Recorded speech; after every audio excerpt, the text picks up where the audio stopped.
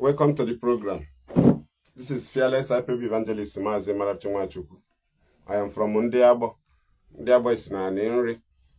Aninri is a local government in Ojiriba province, Biafra land. I am a homeland broadcaster. Thank you for joining us. Thank you. Today is 25th May 2026. We are going to analyze their love for Mazi Nnamdi Kanu. Whose love? Darlington love for Mazi Nnamdi Kanu. Elochukwu love for Mazi Nnamdi Kanu.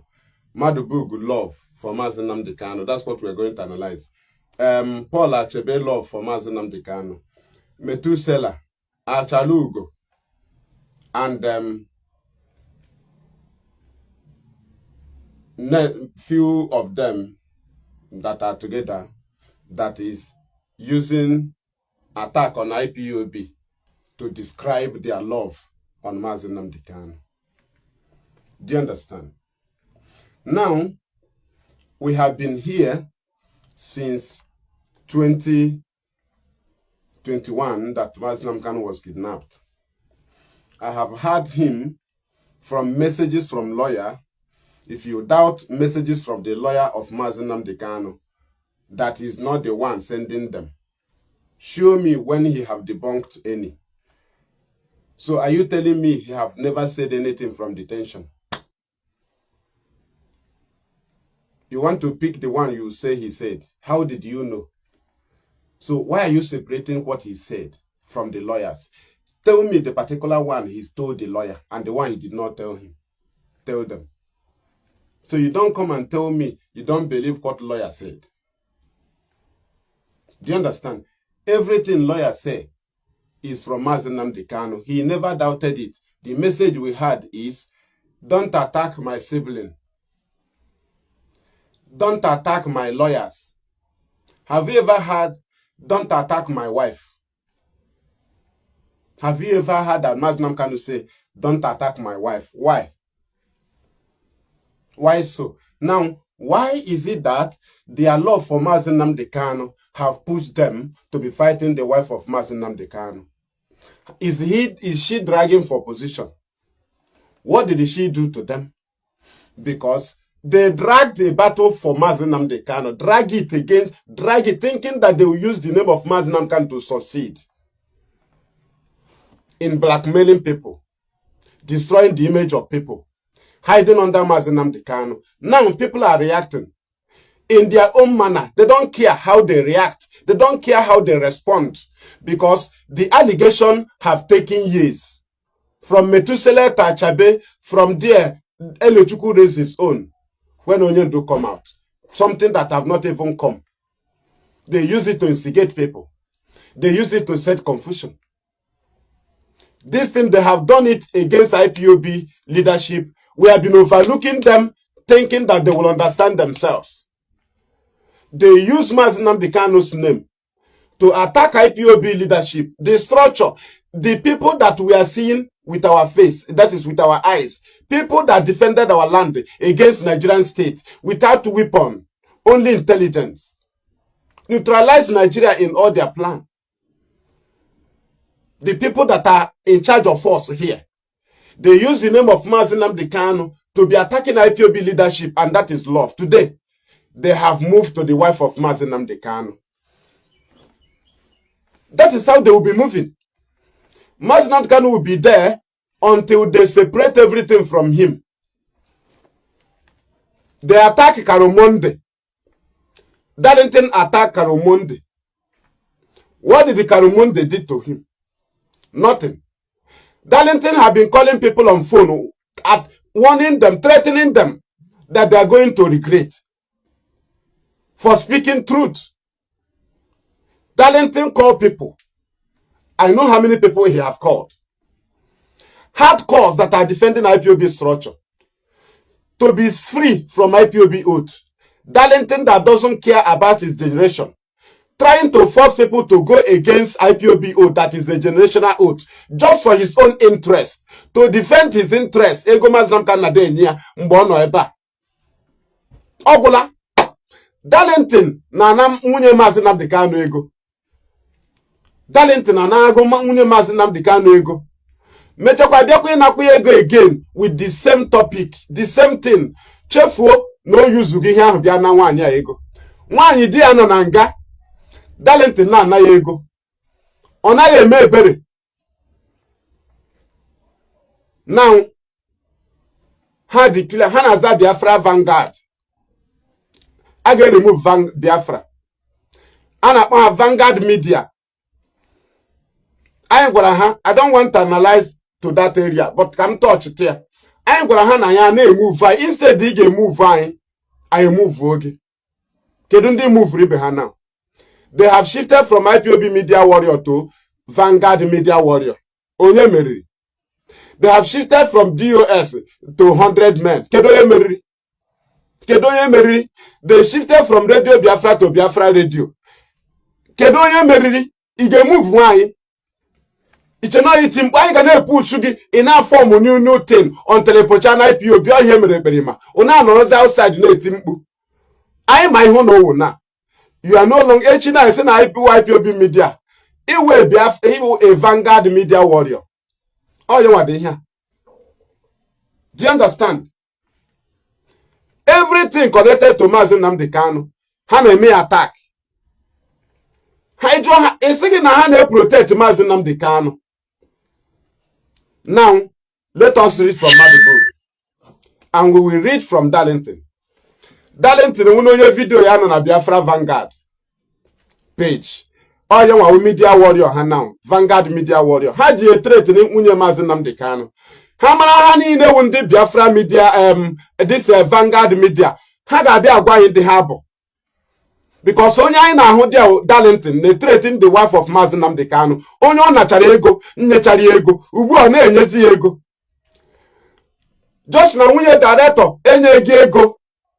Ịnarị ego, were ofu akụkọ bịakwa ịnarị ego again. Nwaanyị di ya nọ na nga. Na-elekọta nwa ya. Gị nwa Darlington enweghị ihere na nwaanyị ego. Ugbu a ama mmojizikwa ego ọ ga-enye gị. So m nọkata ugbu a na nwe problem brain m agwa m na m ga-akwụ nwunye Nnamdi Kanu. A na-arụ ọnụ Nigerian politics ọ ga-awụ di gị wuru onye isi onye ọbụla enwe ego. Ọ Nigerian politics ka ọ dị ụtọ ahụ. Ma Tinubu ọ nwụrụ ma ọ dị ndụ ịgakwụ nwunye ego dị. This is not Nigerian politics. Ihe ahụ freedom fighting. Ọkụ ya ka o jikọta pra Kanu nta ha n'ahụ maka Kanu nta ha nwere access to our finance nne nne ya anya. Ọ ya ka Darlington ji gaa. Ego nwunye director agụla. Ego nwunye director agụgo. Darlington amapụ mapara ụmụnne director. Ọkụ ya gwara anyị na-eze bụ iro. But today ha na-run Vanguard Media. Ha tirie Biafra. Otu Simon ha ji think ha Biafra. Vanguard Media Warrior. Hapụgo. Leze ihe ha dere. Treat. M ga-agụ gị 1, 2, 3, 4, 5. Ha ga-akpọpụtara anyị ndị Vanguard Media ahụ. Ha ga-akpọpụtara anyị ya. Ndị ahụ na-etretere nwunye Mazi Nnamdi Kanu.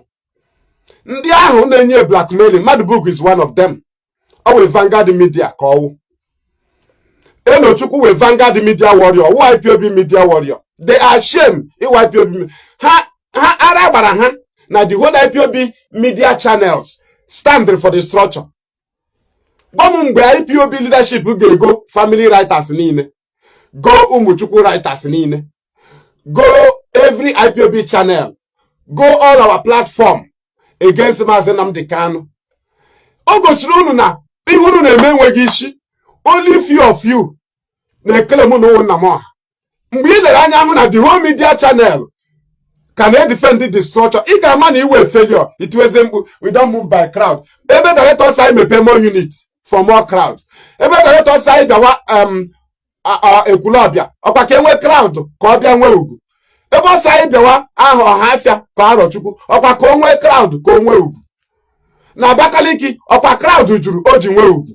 Isizi anyị na enwezi na-achọzi crowd. Onye meriri emeri ka ịbụ. Onye meriri emeri ka ịbụ. Na under Nnamdi Kanu na-echozi crowd. Ichozi crowd under Nnamdi Kanu. You will not move by crowd. Now, it is ashamed to see that now argument you presented, the whole IPOB media channel rejected it. Gine Enochukwu, the shameless Enochukwu here kwe ya, Ogwazegi na DOS usoro media. Onakataze bia delegi ozo. No individual created the media channels. The director thanked Umuchukwu writers. Mboputara. He thanked them. He thanked family writers. Mboputara.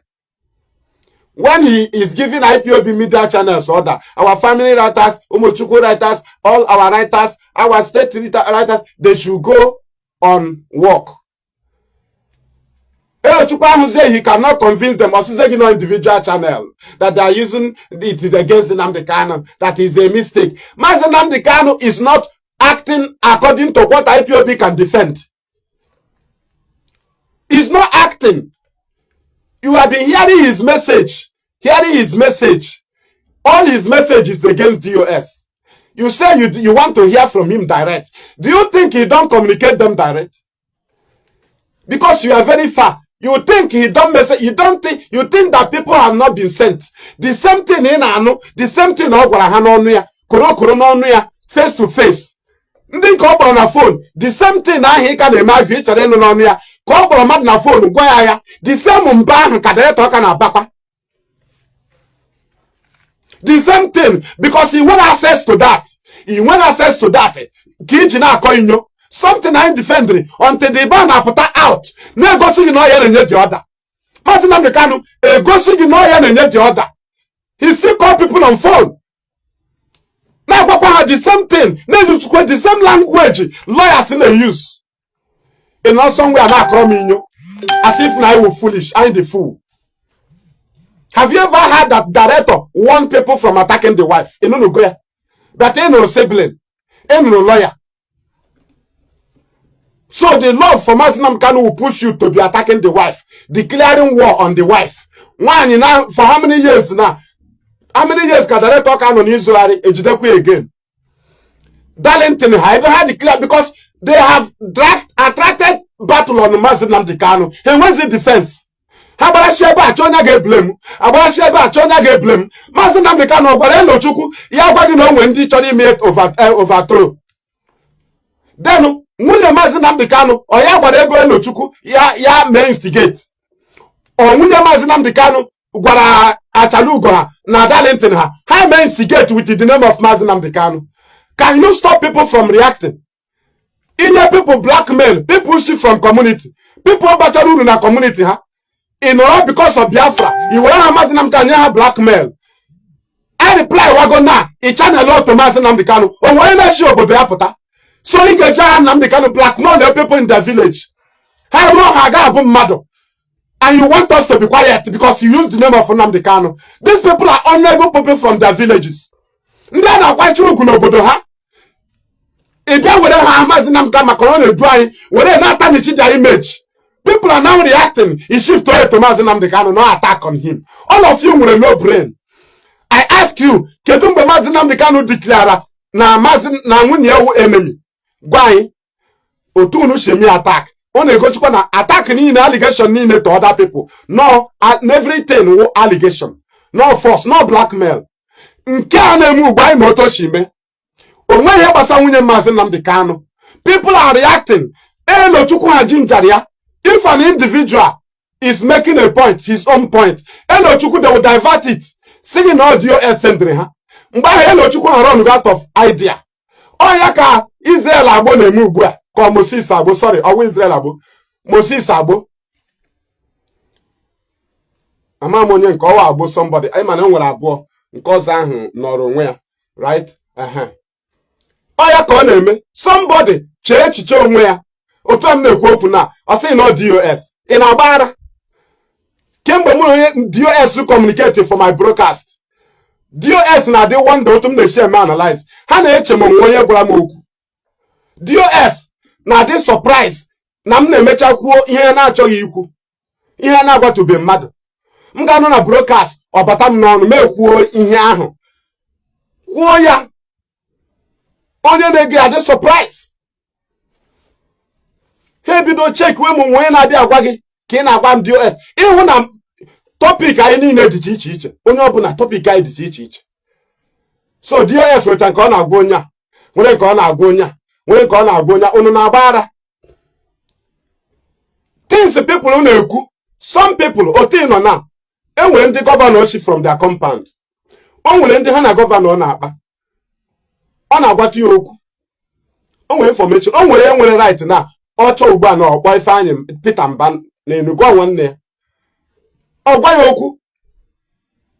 Oh, when they may an IPOB, it's not your SDria. They mother, information DOS, some people know with there. Open and there with information. Like ya move you to another person. It's not DOS. Ndị another with Mazi Nnamdi Kanu information. Okwa people can with it. Okwa ndị can with it. Director use na radio Biafra. Ndị m wetara. Mpush okwa ni ebozo. Director ahụkwa na that information oji ọ na-achị broadcast na onye ọzọ jikwa ya. But ugwu ya na ọsọ ya maka anyị ga-send ya. The information atọ naanị ya n'aka. Oh, authentic. So even if na people have information, not you as the information. People are related to people. People have people that are working in offices, both in abroad, both here. People now know. Even Nigerian official be an office, even when you born out there. People have information, and these people came from people's family. It must not come from DOS. People are thinking on their own. Onye chechi chonwe. Mo onye work on information oji. Man dey will time for eager seek for information. Ha wete chaya video publish where it's not DOS. Mgba hi na-eme ihe a elo chukwu gị na ndị otu gị. Mgba ka ị na-agwa ndị a na ọkwa chiki na tugide DOS because onye ama na onwe ihe ya na DOS kpara. Onye ama utam na-ekwu okwu na asị na DOS na mụnwa even mgbe I kwuru ya ka obi ga-adị m mma ma na iwe fu because onwe ihe mụ na onye DOS kpara for my broadcast mụnwa ga-decide ihe m chọrọ ikwu. Kwuo ya according to IPOB guideline. Enwe m apology, ana m ekwu okwu apology. Ama m ihe m na-ekwu. Onwe go nke m kwuru for many years enwe m apology. Apology gịnị? I don't shift from track. On ka dogoduru man. I don't shift. I am not flexible. I don't need good politics here. And I may shift. She gonna look that the correct the thing. Or guy doesn't shift.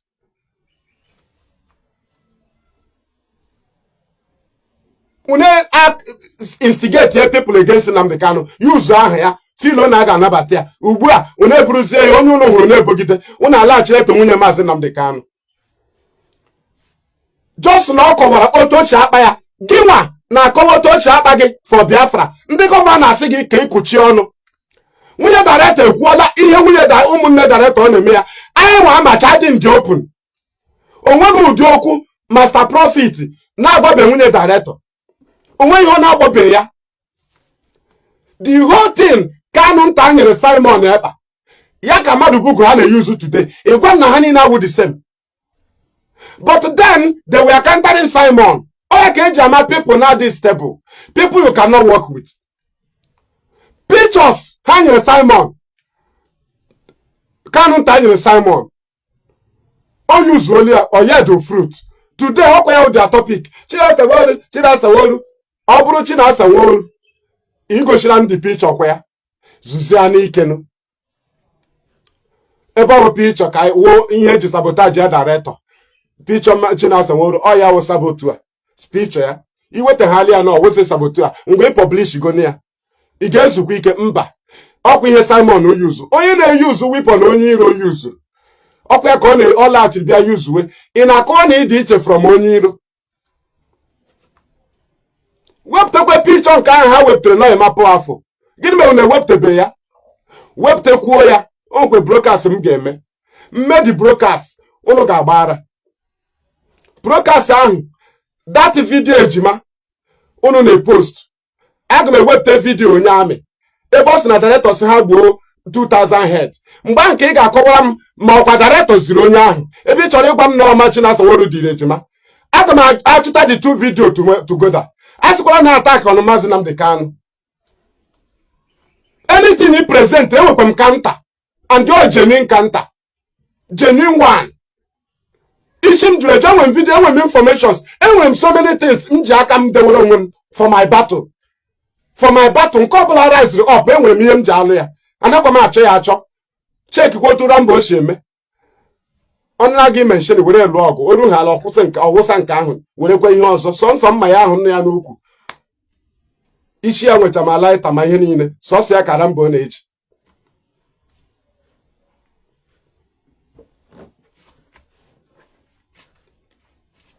Do you understand? Kedu ihe nwunye director mere unu unje declare war maka na o support unu ko unu fight IPOB onwenu ko onye support to fight IPOB ọ bụrụ na ị dị ifo ị ga-force onye ọbụla to be ifo. So love for Mazi Nnamdi Kanu can push someone against the wife. Ka anyị gwa ọnụ ndị Biafra Vanguard instead unu ga-aza Vanguard newspaper na-ezuzuwe ọkwa anyị pushuru n'ebe ahụ from Biafra media warrior, IPOB media warrior to Biafra Vanguard. Ka anyị gugodo from Darlington ọya nwawo Vanguard onye a ọ na-ahụtazi onwe ya asị Chineke. Anyway, mgbe ọbụla epụrụ n'ahụ nna azazawa ha ọzọ isozi gị. Amazi m onye na-achọ ime ibi overthrow, amazi m onye na-eweta changing.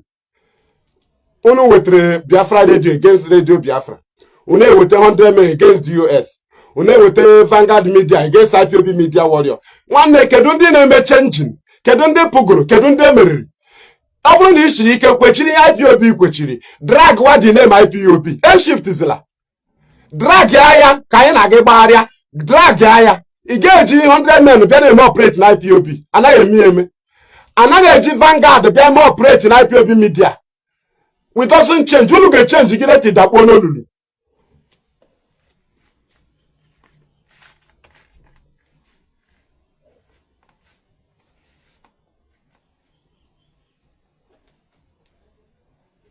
Onye nke ọsọ ọgịnị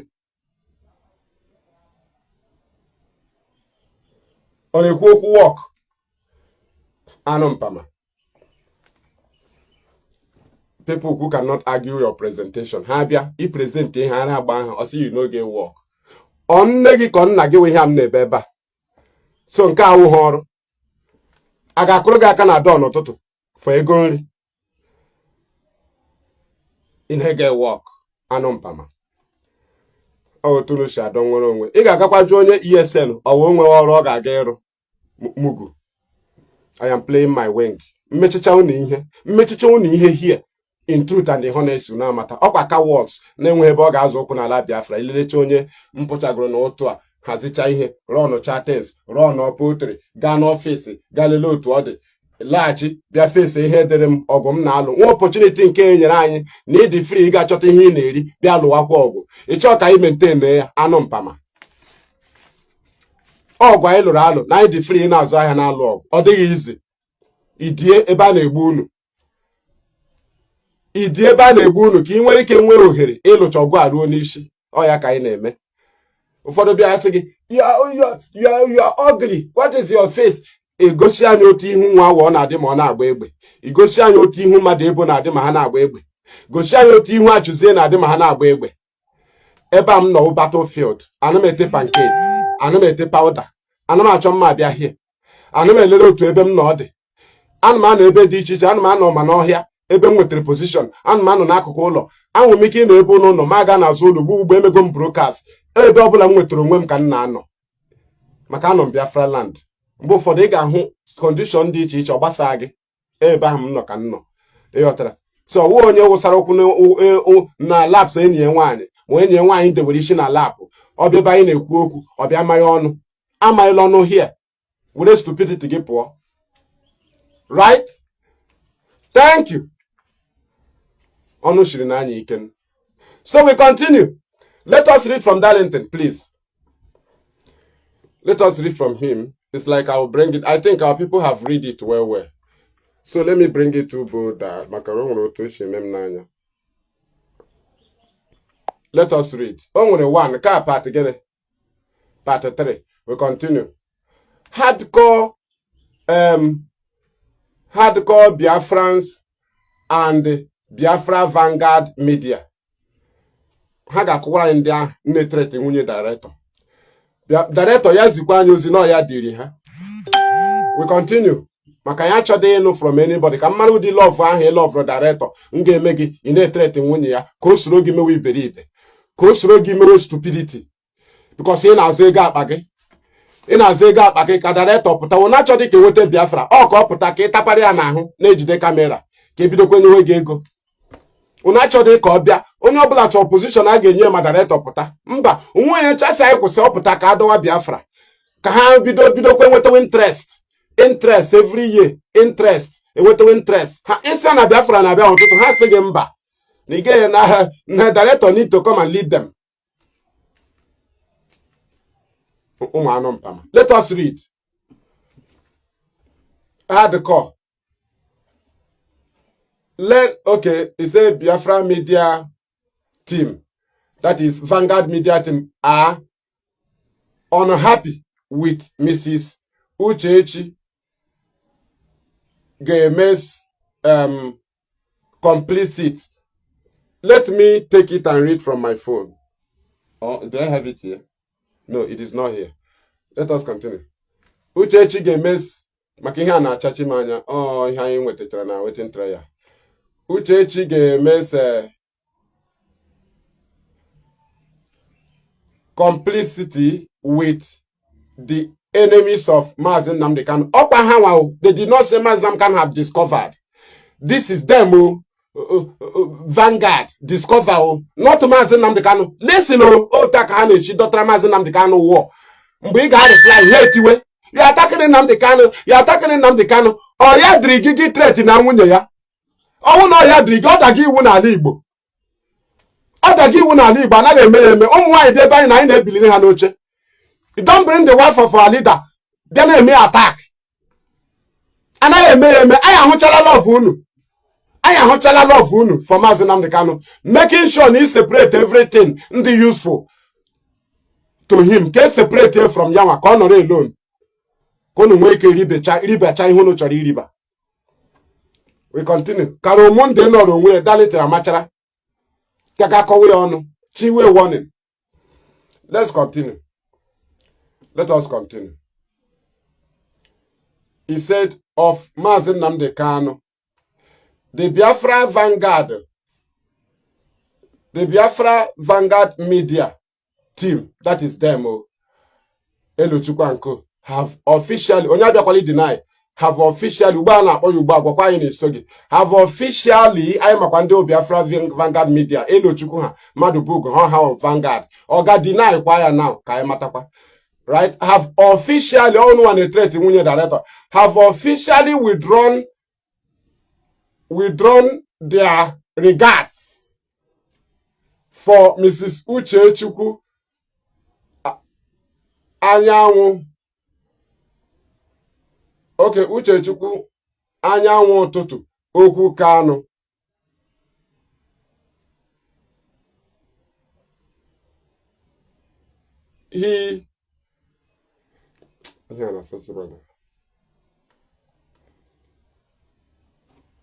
Let me bring it more good.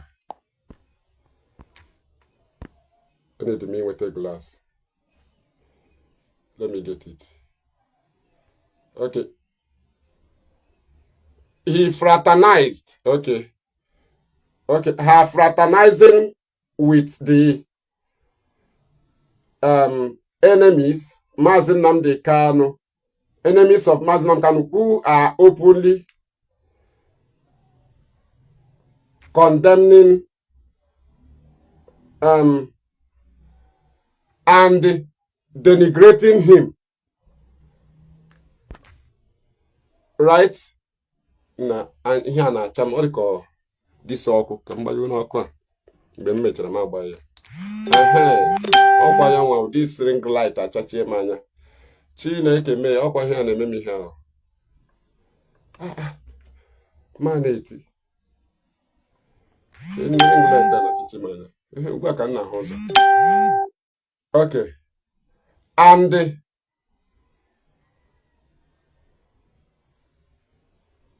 denigrate him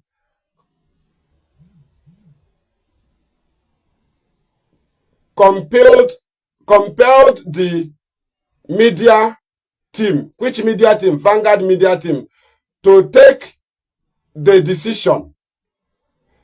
Any future attacks on Mrs.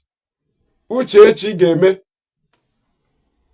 from angry Biafrans, and you don't drag people on somebody, is deserving. Do you understand? No question.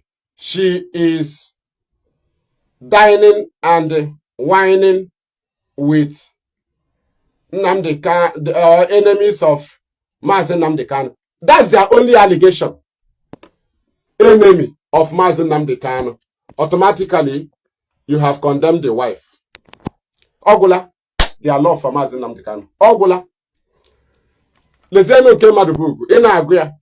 Odesi chandini neti kwegi. Mazi, Mrs. Uchechi Kanu. Ya wonke blue ano here. So let me on my light again. Okwa na chachi ani. Well, give me it from fan. Are you understanding?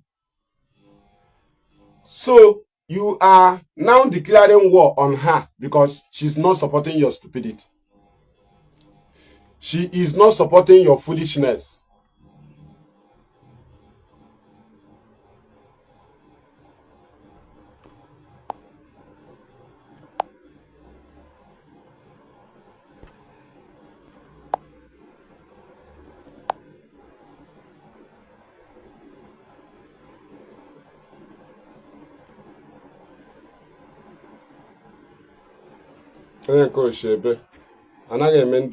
Entertain here. Let me remove.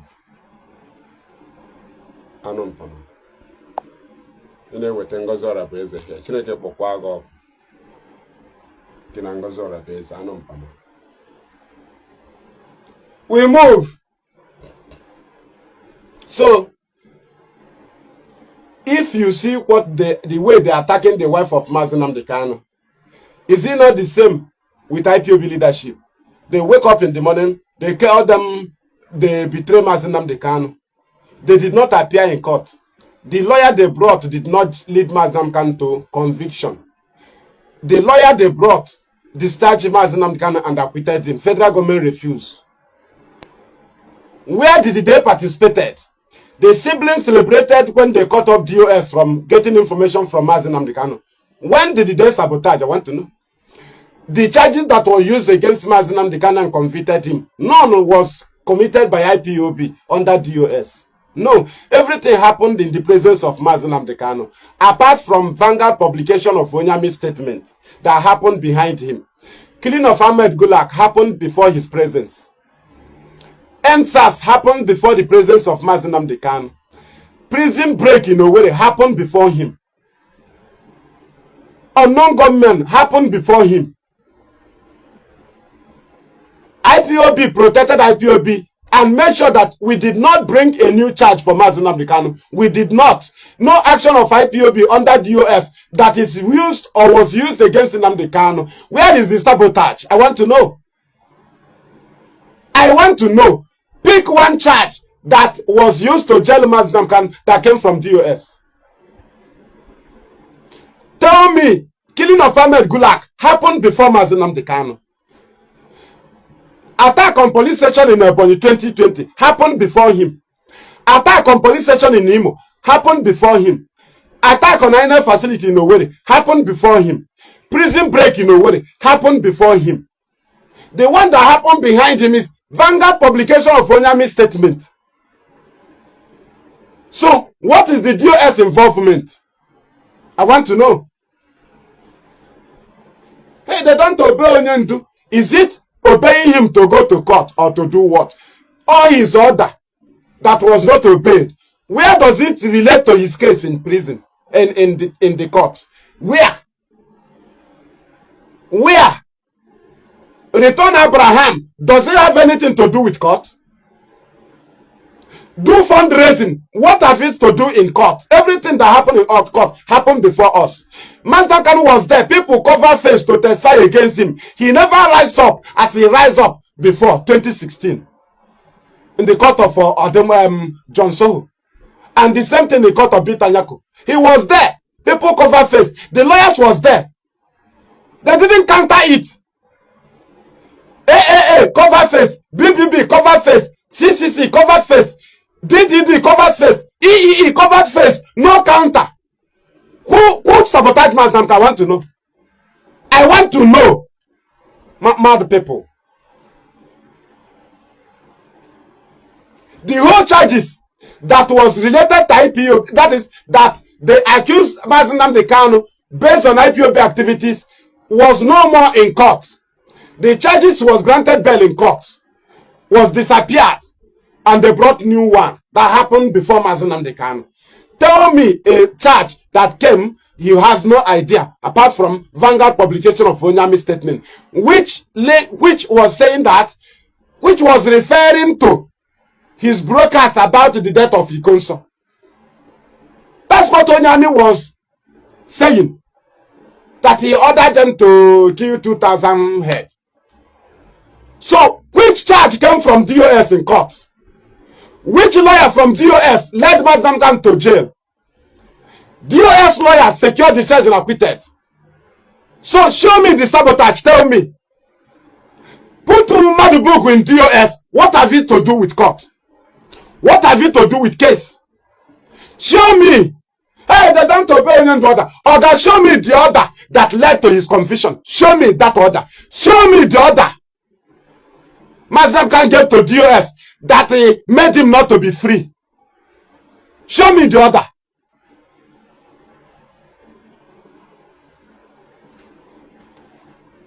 Mad people. He drag a war against Mazi Nnamdi Kanu, thinking that you can use him who came from another community. Only that he's leading IPOB. You will use his name to tarnish honorable men's image in their communities because they are involved in Biafra struggle. Nnamdi Kanu now fight people, honorable people, very sad people. People that they hate Nnamdi Kanu, they love him, they don't want him out. They want to overthrow him, they want to block him, they want him to die in detention. Today, a lawyer. Maxwell Aputakuo, never IPOB Ebubo. Maxwell, who gave him such grant? A lawyer, I hire. Highest in the sign was in a hall to get a meeting. My higher hall. It can't be up to Orani. It can go in the join in a hall again. I actually hall also. Drive I back at Tabagi in the Mimi, Ibumoto, Gayacha, and moto. I hire. Omonia contract that have rights. People na ga court, lawyer nwa onu bia after matter onye amari ikpe right onye na defend ya laachi bia sigi na onwere ndị na-achọ ka onwo na detention ka ha take over leadership. Maxwell Johnny akwu after to Mazi Nnamdi Kanu nga amazi m onye ji ya amazi gị nwa atụrụ ya nga hapụrụ take your blame laachi Chonde got divert attention against. Today, he will allow me to Mazi Nnamdi Kanu think here that now glory and the glory. People are highly provoked. That I told you, they don't care. How they publish, how they publish. We are independently here. That's why we are being controlled by command and control. We are being controlled under a structure. I have the structure. We tell you about it. I have what you want. I need my people are honorable in their home.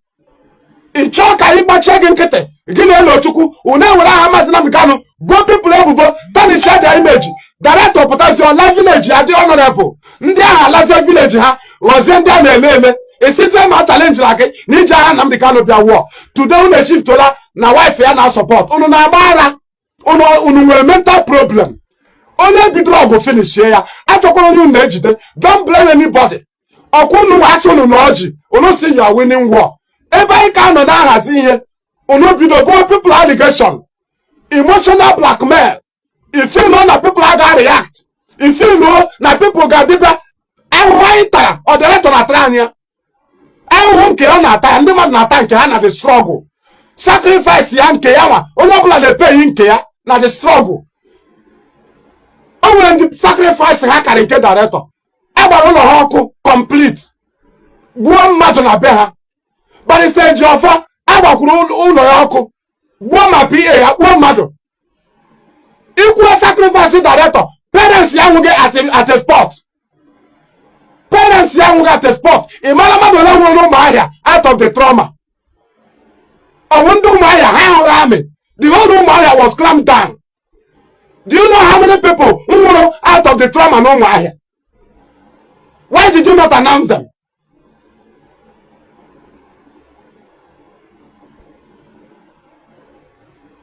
Why no one empty Abra no Buddha, down the hoku, Maha out of the trauma? Abrabagia. Oh, you're not present, unpresentable. Because you have no knowledge of what people are passing through in the struggle. You have no knowledge. Every would the victim people follow on this struggle. You can't have that present individual sacrifice.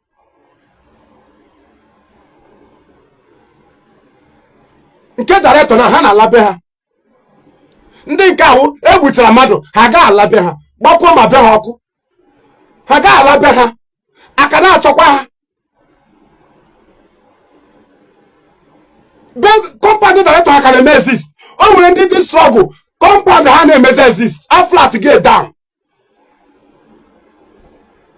director chụrụ aja sịkwarịsị eji ọfọ pay sacrifice una eme ya attack na akparị ya the fair ebute director ebulu ụzọ mee of attack ka egbuo ya ebute mmadụ ote agakwara igbu director bute mmadụ ote ka agara igbu eji ọfọ bute mmadụ onweghị sacrifice nke ka nke ibe ya ị ga-eji were ha director bịa kparịa the man maka director wu Chineke everybody pay sacrifice in many members of leadership who want to serve our people one were ha director bịa kparịa ha ekwudu na-asị director ọ Chineke onwe obodo okere ị ga-eji jiri aha ya tarnish the image of people before our community. Now people are responding. This insult and blackmail of almost 3 years, only 2 months can I respond. You should stand what you instigated. A shift to let alone church. A shift to let blame on anybody. Don't accuse anybody. Everybody accuse you. Only cool chair is not DOS. Only cool chair is not DOS. Ndị kwuru ihe a ma onye dere ya mana onwe ihe na DOS kpara mgbe aka ha ji mara na unu na-ebo DOS obubo ụgha but unu amaghị unu uche na unu na-eme ọfụma ị maghị na mgbe badu mere ihe n'onwe ya ikere m na ị na-ekwu eziokwu bịa bogide ya na DOS dịrị ya n'ime onwe ya ọ ma na-etoghachi mgbe ahụ ịlụzugo onye ahụ just because no taking na your interest just because no cool na your interest is not DOS onye gwakwanu gị nke ahụ ị na-ekwu gwasa onye diri Nnamdi Kanu diri n'ugenu ọ ya diri gị mee DOS attack so you believe you can be independent but people cannot be independent to counter you. Any counter on you is DOS that sent him. DOS that sent him. Mba ki na load moto DOS.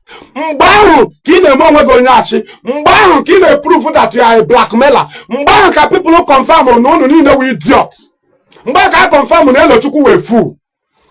O believe na nobody have his own thoughts. O believe they believe nobody can think. Na you the stupid. All DOS ga ban ya get post on our page. That's how foolish all of them are. Equal quasi they pay you, DOS pay you. DOS how could I be ugo ndị agbagburu maka na ha jari defend director. Ndị agbagburu di ha. Ha could I be ugo no ha. A teacher be ha. Ha could I be ugo school. Ndị agbagburu ebe na defend director. Ndị agbagburu mpa ha. Except to tabe mata ya were ga eke ani. John Darlington ye na sere na DOS. Owo na DOS na share ego. Darlington carry we testimony. Darlington demanded from DOS gagide na zo kwegi ya kwụrụ open in the meeting na ekwesịrị inye anyị ego especially ndị anụ na Biafra land. O mechara sị at least 1 million ka anyị were mepere nwunye anyị ahịa. Ọ bụrụ na DOS na-eke ego Darlington ga-awụ number 1. Kezi ihe meziri nụ ebe na-asa na-eke ego gịnị mere Metusela na-azụta nwa mmụọ gịnị mere Kanu nta ha zụta nwa mmụọ ọ mgbago onye Kanu nta ha dịrị with ejimakọ a na-akpọ ya Innocent Chigbu ọ nọ Germany with Kanu nta onye isukwa atọ Innocent Chigbu mgbe ahụ na mụwa aga ya agba ọsọ ụmụ anụ mpama they gave you money then oga ka enye gị ego ka ị bịa garịa na Biafra land gazi oziọma bịa ka enye gị ego ka enye gị 5 million bịa nụ na bịa n'onwe ndị ga-enye gị ya ka ị gaa zitugoro anyị oziọma ka ị gaa n'ime ahịa sị ha na Nnamdi Kanu kọwara ha maka ya ị nọ na peji gị ekwu okwu ọ ya webe ịdị mara ihe. Achalugo hụrụ na m dere fearless evangelist ya bịa nnọkọta takata Achalugo change to fearless Achalugo. Ichere fearless wụ n'ebe a, ichere ebe a, ichere ọ nickname, ihe a practical, ihe a practical, ihe a merited name. On the Biafra, Biafra na Biafra. Now this man is fearless. Nonya, the fearless. Yawa no Biafra land oge emewu ihe m na-eme. Ihe lele chasị mba. Enyi m, aga m emewu ihe na-eme, aga m emewu ya. Aga m emewu ya. Hardcore. Ya gwa gị na oge emewu ya. No way ka oge emewu. I am fearless. Ehụ na aza fearless. Iche no ebara DOS mba ya wụrụ fearless. Ị na-agbara. Practical. Ị na-ahụ no picture ndị ebe m rụrụ ọrụ ka m na-post. Post o picture ebe rụrụ ọrụ. Nchi ide post na me use my picture. Ama m je egosi unu. Ndị mmadụ sechara m ebe m nọ in action. Ahụchara m ya na Facebook download cha ya. Do you understand? Nhụghali amamara ebe o mere. Nhụghali amamara obodo o mere. Ọmụ ga-agwa gị obodo o mere. Gwa gị dị ihe. Were post ebe ị gara ọrụ Biafra as a media warrior. Were eme post ebe ị nọ Biafra land. Ị na-ahụ ndị arụcha obodo oyibo na ha na-eji picture ebe ha gara ma ke ha na-akpa ya protest ma ọtụtụ ihe na-eme post. Ị na-ahụcha Darlington, ihe ị ga-egosi m ebe ijide director kamera ga Abakaliki. N'ebe ijidere kamera n'Ọbakala. Gwa m ebe iwepụtara onwe gị gaa ọrụ. Wepụta onwe gị gaa rụọ ọrụ. Mụnwa na-ekreti job na IPOB, kreti ọrụ. Kreti ya, rụchaa ya, hazie ya, hand over, mepụ, gawa ebe ọzọ.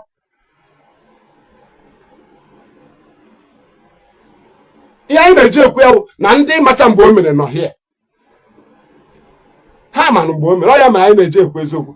Ọ mana ndị na-atụ achị, ọ ya mere ha na-stand maka ha ga-atụgide achị bịazie tọnụwa. Ọ ya mere Elochukwu ha kwukata ebe a, ha ekwugazi ebe a. Ha nọkọta sị we are start fighting them because they disobey onye ndu.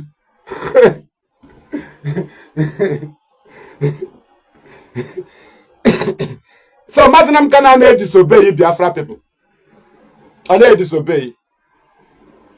Ị na-ahụcha ndị president ejidechara na-apịacha ihe na kọntra. Ọkwa gịwa na-eposturu anya ma former prime minister ma minista ha ejidechara. Ndị ọwụ ndị ọchịchị.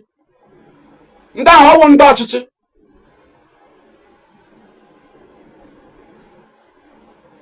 Ọnwụ ya director mere instigate. Ọ ya nwa gwara Elochukwu ya dị ihe na ọkwa ya. Ọ ya gwara mmadụ bụ ogo chịkọta ndị niile nyere suspension. Ndị decide na ha achọghị ịnọ under control. Metusela sị na ọ chọghị ịnọ under control ka ọ ga preach religion. Paul Achebe jiri maka ebe ha na-drag religion with Ikenga ha nwee issue. Metusela ebido dragging religion with Ikenga ha nwee issue. Ikenga akpọta Azụbụike every time ha na-eme program. Metusela si DOS ha gwa Ikenga kwụsị program. Metusela emegide ozugbo DOS si onye ọbụla kwụsị ikwu ihe gbasara religion. Metusela si na ọ pụọla na ọ chọrọ ịdị free. Ọ gazie dị kpọkọ ndị ọ kpọkọrọ ha na-eti mkpu tikọta mkpu religion tikọta ya wọkụ ya birokwe tiwe na ọ na-control na ọ na-advise DOS na ọ na-ekwechọn ha na ọ na-eme ya ji hold ha for accountable. Ọ nọkọtazie tiwekwe na onye ọbụla bụ Christian na DOS na ọ ga-fight ya na ekwesị inwe Christian na DOS. Otu a ọhịa niile from state to state from ana-shift emekọtasị gị na onye nye media head n'ọwụ media person. Ọ kwere nwere Facebook na-arụ ọnụ ebe for over 60,000 followers. Amanụ mma ụmụ ya na-efoloyi ya. Onye wu national coordinator country adịghị mmechikọta media. Darlington chọrọ ka enye ya ka ọ fụwa ntị. Enyere gị IPOB finance auditor general oru 3 months kụsa everywhere. Create onwe gị enmity. Ịgba ọsọ bịa here na-amachagharị. Onye na-achụ gị? Ị nwere good image here. Irute somebody bịara ịrụ ọrụ volunteer. Ị na-afụwarị ya were authority na-eme to somebody nhapụrụ ụlọ ya decide ya na ọ chọrọ ipe sacrifice for Biafra to come. Ị bịa fụwarị ya nyewe authority. Anyị nwa na coordinate zone mana owu otu director shi eso people ka anyị ga-eche eso ha na zone. ọrụ anyị wee hazi ọrụ ya wee kuli na ọra ọkụlie ndị mmadụ n'ụra ọkọrọ gaa na ibilie o ịbịa ya nabata gị koodu oge ịkwụrụ Darlington wo otu ọdareta ọchị kwuo otu ọtọriti a ka o jikwa bịa otu ụdị ọtọriti a ka o jikwa bịa wụ Darlington ọfụọ onwe ya fụọ ntị ya lelee onye hapụrụ ihe ọ na-eme bịa voluntary service ị na-afụwarị ya ntị na-enye ya ọtọriti ndị a na-apet apet ndị anyị na-akọdineti na zone na-apet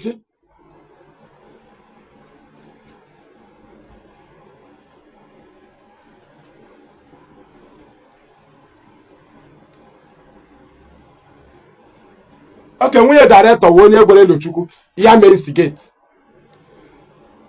mmadụ bugu ịmara otu unu si kọsọrọ director ndị mmadụ wee iwe kwuo ihe ha ma unu laghachikwute otu ahụ unu chikpa dị nkata maka na ndị unu mere attack shi communities ụfọdụ bara community ha uru ụfọdụ mere ezigbo ihe n'obodo ha na ha mere involve na Biafra struggle ịma ihe ị ga-ekwu i were aha leader of IPOB fight wa IPOB leadership ịmakwa game ị na-agba ịmakwa na one of the most dangerous game ka ị na-agba thinking that na achụwa gị ga zokpo n'aha director ịmaghị na a ga-adọpụta gị nke onyego let me bring another district please excuse me ịma na a ga-adọpụta gị ịkpọ mmadụ onye ochi zo n'azụ director onye ahụ bịa laghachi ị na-agba ara onye ahụ bịa ọ gwa gị datin i kwuru reply ya gị your next life ị ga-eme ndị isi n'obodo ha bịa if you know na ebe amụrụ ha na IPOB amụrụ ha na communities amụrụ ha na families amụrụ ha na compound epikita ha n'ụzọ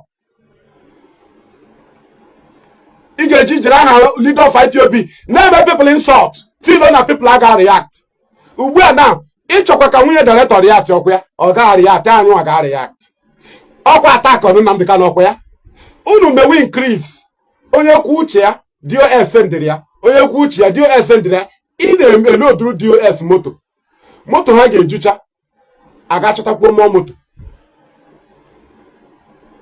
maka onye ahụ mana onwe ya na DOS kpara DOS makwana onwe ya ya mmadụ ga-akpa na ndị mmadụ ga-adọpụ voice ha so na situation a ka DOS ga-enwe time kpọọ gị na phone ebe ọ ma na ị ga-adọpụ voice ya why is it that no me play the voice note ebe DOS na-agwa ndị mmadụ ihe a so onwe onye ga-adọpụ their voice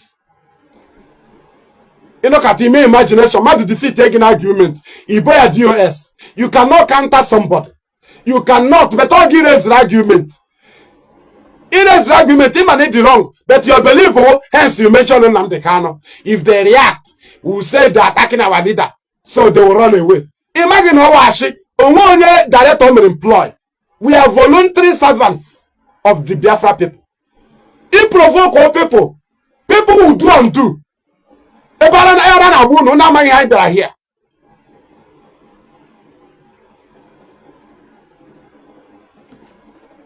akwụna sị director ga-ebefu DOS olu gịnị mekwere eji form 100 men ọ na DOS adịghị izi ọ bụ na DOS dị izi agaghị aka 100 men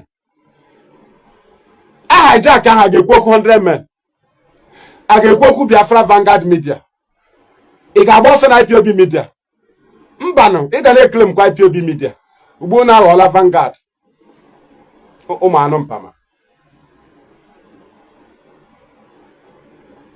aga m atụwatị all this unpresentable argument niile aga m atụwatị ya within 2 weeks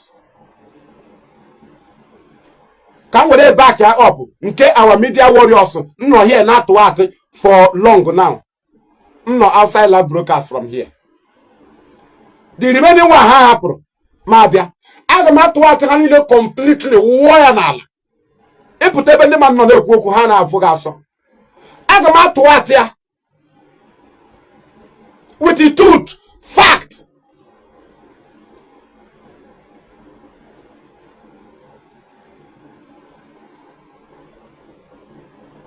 onwe kwuru okwu Sokoto onwe sịrị have you been to Sokoto onwe kọrọ dị aka ahụ onwe kọrọ aka ahụ now. Onwe kọrọ aka ahụ ochena ole onye kọrọ dị akụkọ. Onye mere in argument or try divert. Anaghị eme diversion here. Any comment you nwere a particular post or ga match. If you hala na video or post, hụ na comment ahụ ị chọrọ ime match in ọjị. Our post up he made the same comment. More relate, more relate. I wrote again one subject na school. Bịa kụzie ihe niile gara mega. Maka na anyị bịara akụkọ ifo. Nke onye like ọkọ. Onye akọ akụkọ enyi m aka akụkọ mbe. Ka ọzọ akọ akụkọ mkpi.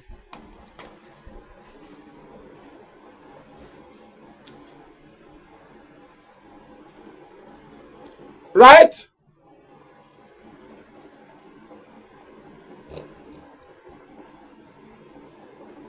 Thank you.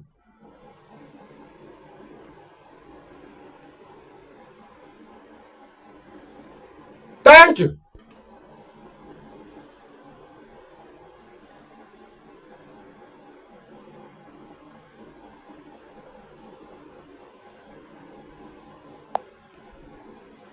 We continue.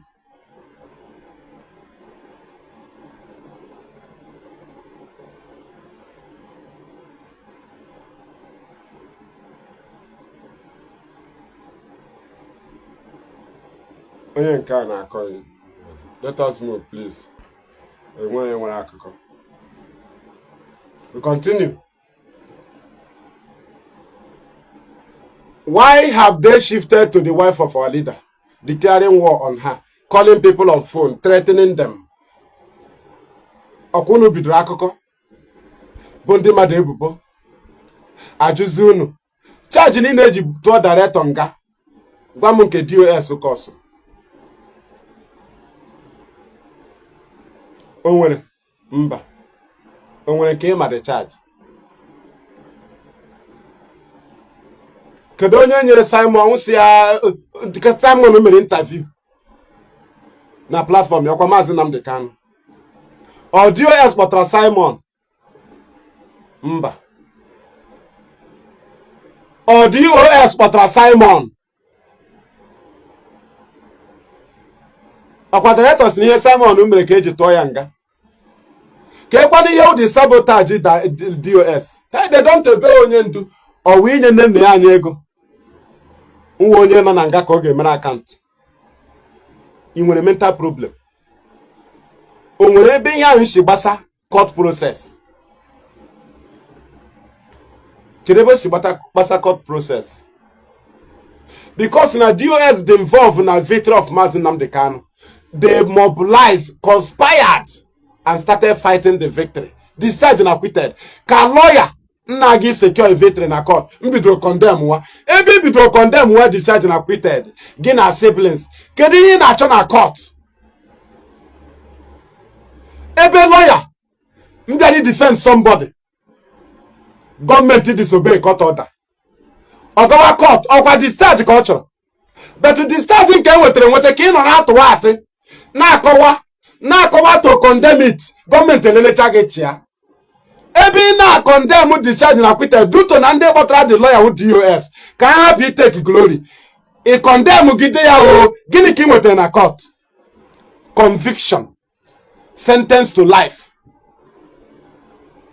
Kedu isi tụwatị na ahụ ị nọ na-atụwatị victory. Victory ị ga-eji aga appeal.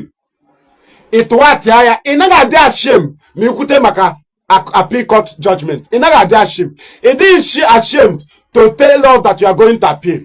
Ebe appeal court judgment unu reject ya. You still go to appeal again. Did you not rejected appeal? The sergeant acquitted? And even sue the son. Osokome. Sue Ejiofor. Sack them. Then started writing. Using Judu. Onyocha. Judu Njoku. Madubugu. Turn out to writer.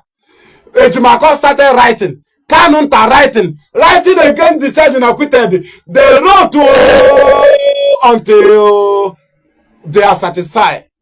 They now went to prison. They went to court and jail Mazi Nnamdi Kanu. Just the veteran akabia. They don't want it. They don't want it. Come to DOS, but Randy free Mazi Nnamdi Kanu. It's better. Mazi Nnamdi Kanu is convicted. That's their decision, and they have achieved it.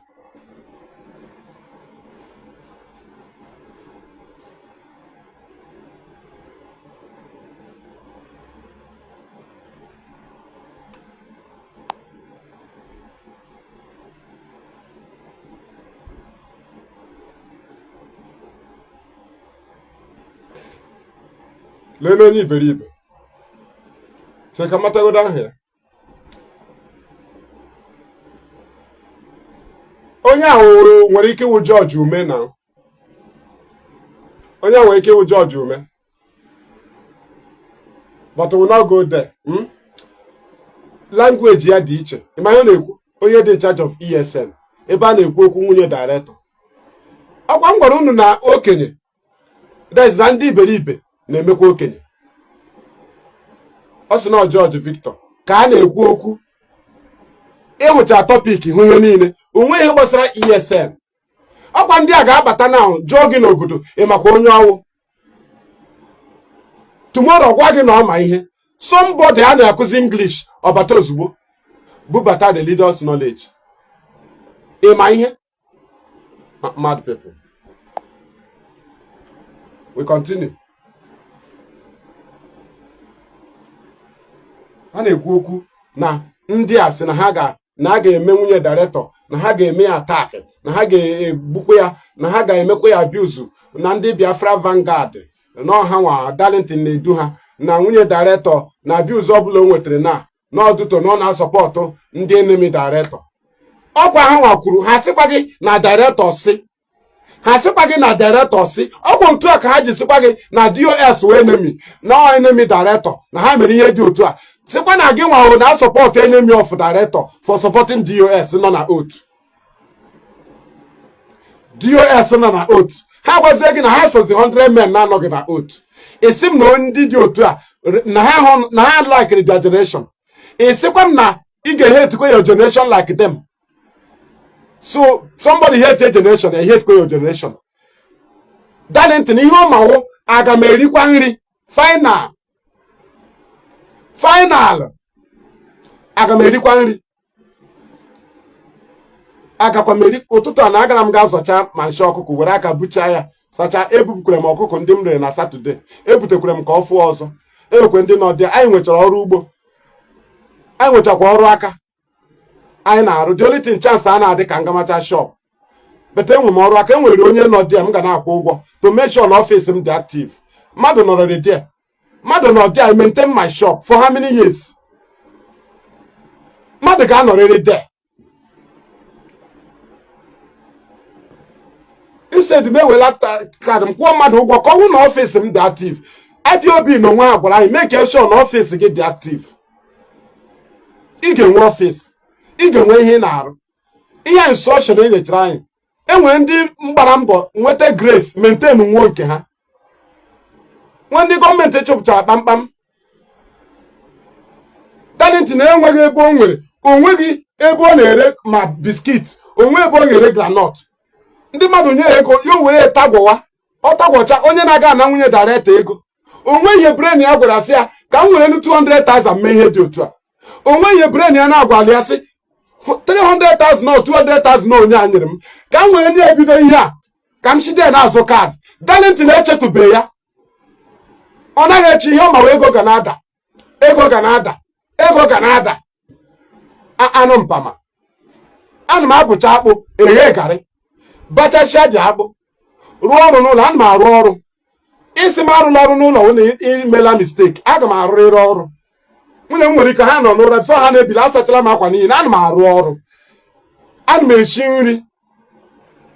Ana m eshi gas kwuchi ume ga na kitchen. Ana m eshi nri, ama m eshi. Eleghị ihe isi m eleghị m na-aga eme. Mụ na ụdị ndị abịa onye enweghị ihe ọ na-eme na-enweghị ihe ọ ga-eche. Nke anọ nwaydo. Ọkwa ebe m kọrọ ọrụ na akụkwa m ga lecha na ụtọ mekwe nshi ọkụ. Mụ na Darlington na-abịa na-ekwu okwu. enwecha mma ọkụkọ Igbo ha m sụchara chekicha ebe struggle mere m aga m aganwuzi ọrụ m ma divert wa shift we ya ka a na-akpọ sense i create other things ebe ga na nwunye director ego ejidi eji ebe sim na director na-ata ahụ so ebe ọ na-ata ahụ na nga nwunye ya anaghị ata ahụ ị nwere access na nwunye ego a na-eme politics ọ ga-awụ ewuru honorable ego a nọ n'ụlọ unu ọhịa Darlington m mere and ọhịa ọ chọrọ so because na nwunye director ịdị free na ego juru n'ụlọ ha nwunye director a na-enyezi gị ego gbakwuruzie fine boy ha sizie n'ego anyị nyewe gị ego itiwe mkpu ori nke egburu egbu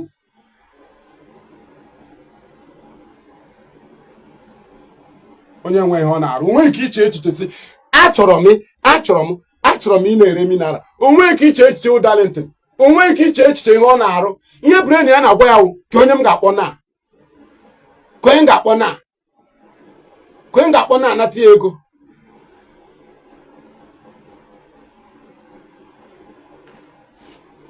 ịkpọ program ya o save nọmba gị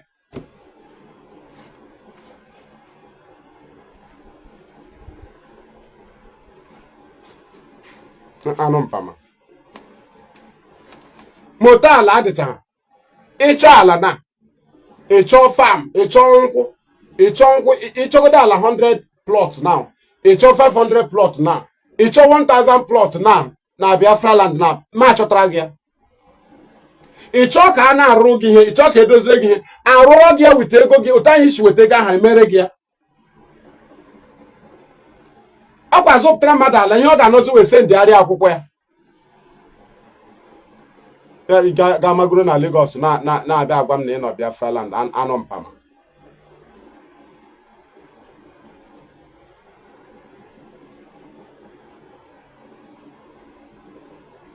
we continue freedom nke anyị wee sị na ị nọ Biafra land ime by practical ọ nweghị lacha imeji gị n'iyi ga zogbo somewhere iji ego ofe na nwunye director ego iji nri na ego ma ọ na iji ego ụgwọ ụlọ na ego ọnọbekwa anọ ụgwọ ụlọ wee nyela gị ịkwụọla ya ọnọbekwa anọ ị na-akwali ya with the same format ugbu a the woman aghọziela enemy ọ na-enyezi ozugbo machi na asanworu ha ngwagidere gị asị oke agwagide gị okwu maka nwunye iko nsọ nyegide gị okwu private ikwe gị ndị ji information ego iriri ha nwa ji aka ha sendịara gị for nwunye iko nsọ ebidozie publish well receipt send warrior leadership na-agwa ha na ha sokwa enye gị ego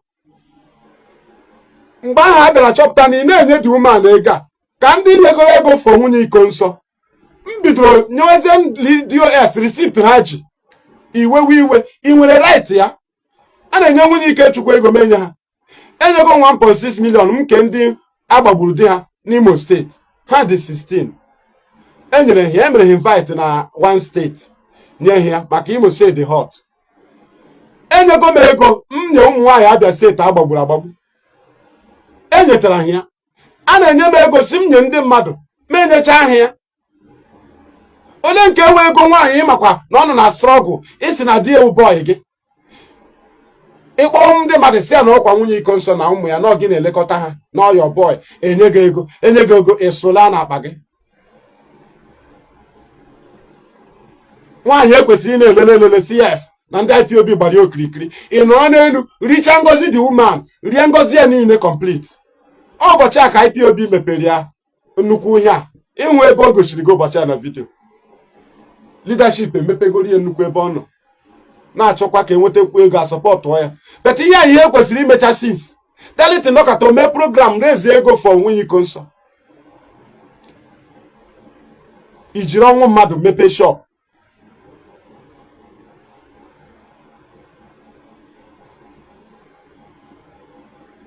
i were ọnwụ onye otu gị ya ghọzie shop gị ebe isha survive I'm present hala nwunye iko nsọ our people love him If I present the children, they will give me money. Today, unu emechala instigate kparịcha people are ya atiwago. Unu alala to Chinasa Nworu no ya diri ndị mmadụ. Ọ Chinasa Nworu na control brain ndị mmadụ. Ọ ya jicha Facebook page ndị mmadụ, ọ ya nwa na post. Ụmụ anụ mpama. Igbo mmadụ ebubo chee na ndị mmadụ ga-anabata the ebubo. When they rejected the ebubo, isizie na ọ ya nwa dori ha. Onwe ya nabatara ebubo unu. We rejected the blackmail. Elo Chukwu etiwe. See na DOS are bought over media channels of IPOB. And azụ ke ya na-akpọ ya family writers.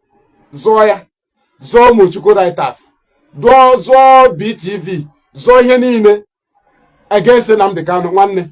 Ikwuo ya n'obodo agwaghị na ihe na-eme adịghị mma. So only you will send. Imabu ni he present the odd to the structure. I am the majority reject. Master Prophet is ignore 95%. Ni you know the 5%. Mbi na eme ya 5%. Imagine the devil. Ito zie dị gaga dị nara in shame. Ito no sizie na onye defeat gị na ogoro ndị ahụ. Because unu present is something that does not align with the structure. And the people discovered it. Nobody believed the allegation. Or you not going to believe the allegation again? We don't believe. We don't accept it. We rejected the allegation on DOS. Can you understand the way? Oh, but my director did you. And our people rejected it. Director my rejection. That all the blackmail, we rejected it. O kwesịrị iwe gị iwe. O kwesịrị ịdị na-atụgharịsị onye ọbụla ị hụrụ ibogide ya. Ị ga-ebogide onye ọbụla your mistake. Ọ iwu na ị ga-emeri. Iji aha Mazi Nnamdi Kanu bịa na fight IPOB leadership. Ndị dị in charge of us for 5 years. Ọ dị gị ka ị ga-emenwu ya. Unu nwekwara sense. Abịa igbu anyị ọ ndị a ka anyị gbagbara n'azụ ha. Asị na a ga-egbu emebi obodo anyị. Ha ya gbagbuo ha n'azụ.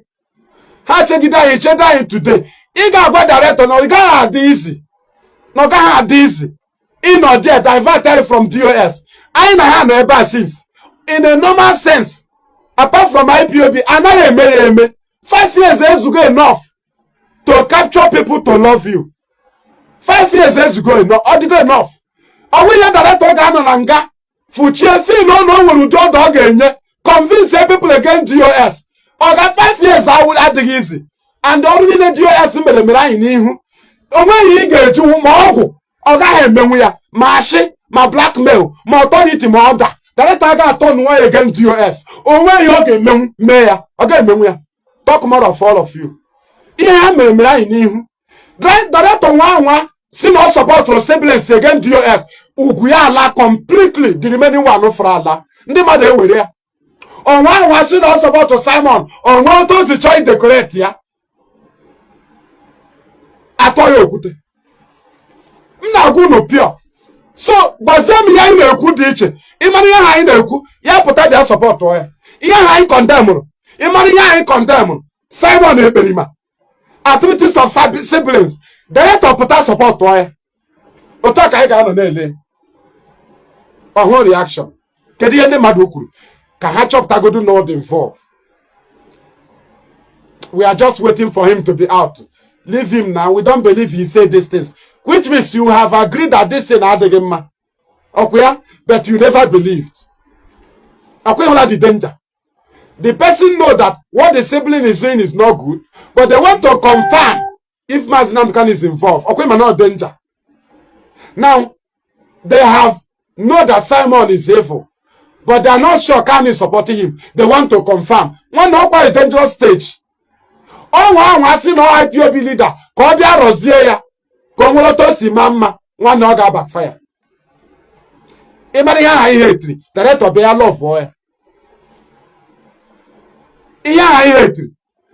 Ya bia gwa yo to si di good. Ke whole reaction. A whole reaction. A whole reaction ndị Igbo. A whole reaction Biafrans. In your next life, enough study people before you take action. ndị anyị stọdụrụ anyị ji nwa ya pet here ka ọ pụtagodo ka anyị mara ma ọ dị aware ya ka ọ ka nọ there unu na contact ya with the same people ha na-asị ka ha pụta ka mara ma ọ dị aware unu na join isi ha together ha ma na-emeke Livingstone rụọ ọrụ with Simon ọ ifi ọnwụ biko rụọ ọrụ with Simon ọnụ na ha na-eme 100 men ọnụ na ha na fight kọtazi ọnụ now isim na gị wee mebe involve isim that you fought Simon nwanne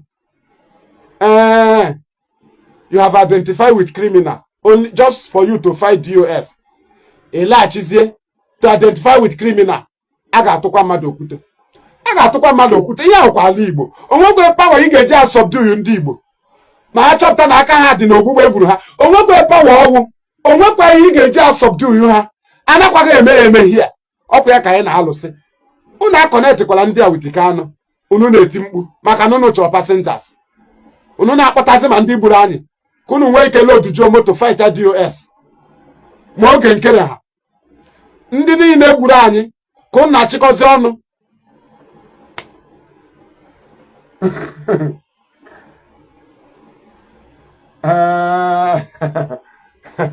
mgbe ahụ ị ga-asụkwa na anyị nwa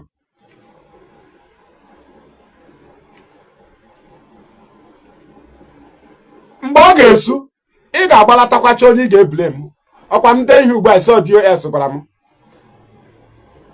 ndị mụ na ha akpatụbe for long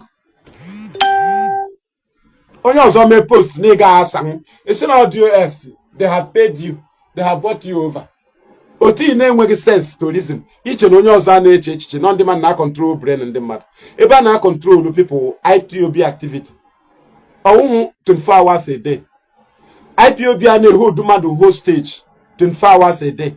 Mba ọ ya mere anyị ji bụ ibu onwe ndị na-eme n'ụtụtụ ha efesi ihe dere ha chee echiche onwe ha nwee ndị na-eme nke ha n'ehihie nwee ndị na-eme n'abalị ọgwa anyị dị on anyị na-echenji duty without signaling anybody. Him ma na duty time gị is now ịbanye ọrụ all the struggle so anyị enwezi time iche echiche onwe anyị ihe ọbụla anyị mere wụ DOS kemgbe ha ga-eji connect cha anyị gwa anyị ihe anyị ga-ekwu kemgbe ọwụ dị DOS nka ha na-erikwado nri abịa kpụwa anyị na fonu gwa m ihe dị otu onye a kwuru ma ihe idere DOS na-enweghị idea mme ya analyze esi na ọya gwara m why na ihe idere ma ihe i kwuru ha ahụtụbeghị ya ebe a ka unu nọ mebie onwe unu mgbe aka people ji mara na unu ndị ashị ebe mmadụ chere echiche onwe ya dee ihe esi na DOS onye a na onwe ya mana ya na DOS akpaghị mgbe aka ọ matara na ihe niile ị kwụziri washị asas ibere ya nwe include ọkwa ebe ndị mmadụ nọ gwa na ndị ahụ blackmailers na-elegodo ihe ya nwa dere ka onye a si n'ọchị na-asa nwere udiri ya betụ na nwee sensị mgbe unu na-eme ya agwa m unu na anyị ka unu mara ihe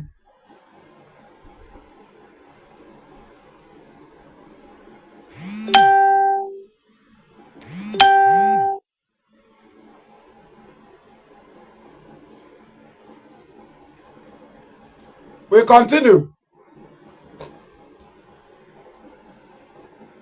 Director makwara ndị ahụ ọ sị mmadụ bụ gochikọta ọnụ ndị IPOB leadership suspended expel ya chịkọta ha ọnụ atọ no weapon against DOS ọ kọwara anyị ma onwenugo onye company chụrụ nna adị happy with the company ọ ga-agwa anyị mgbe onye a chụrụ na company na eje promote company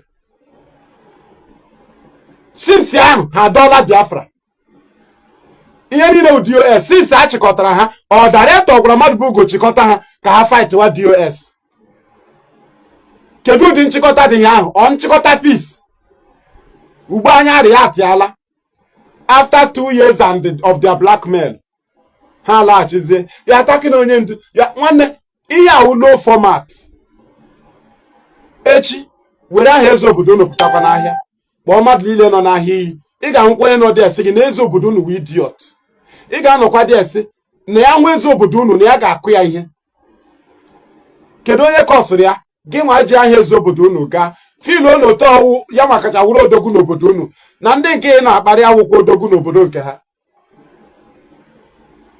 anyị si obodo dị iche iche bịa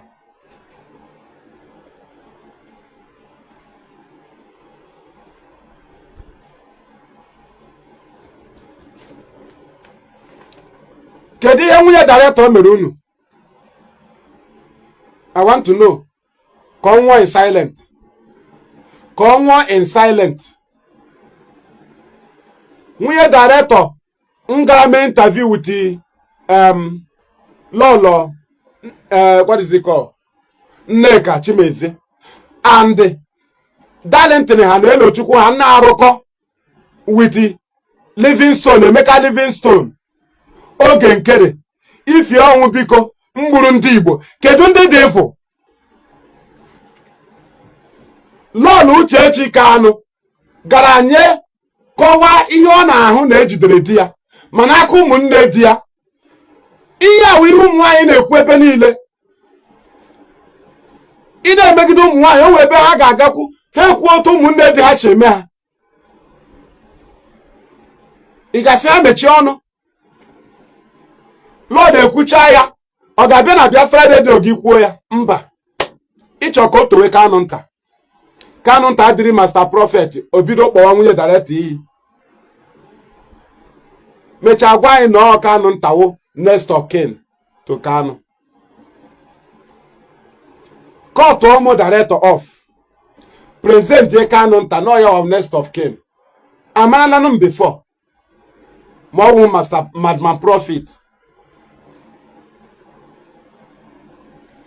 Lord Uchechi akọ little una barọkụ ọwọziele enemy. Gị nwa agara arụkọ with ndị gburu ndị Igbo Emeka Livingstone, Simon Ekperima, ifi ọnwụ biko oge nkere mgburu ndị Igbo for 5 years na Lord Uchechi ngara kwuo techi emegbu ya. Nwanne kedu onye kpara arụ n'ala Igbo?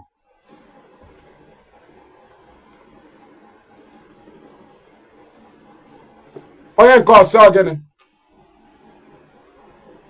ọsị na always ị ga na-ahụzi anyị ebe anyị na-atụ achị again. Don't worry now. As far as you didn't pick the lie, then ị ga-apụ so that you will not always listen to the lie, you know? Ị ga-apụ.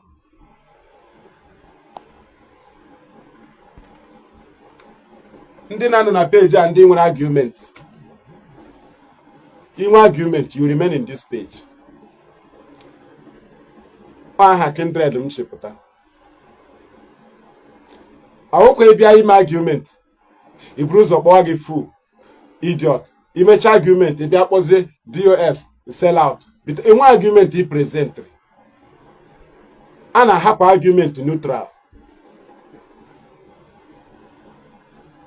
Ihe pịa neutral a reply ya gị. Ota isheme maka anyị gbagotere nụ.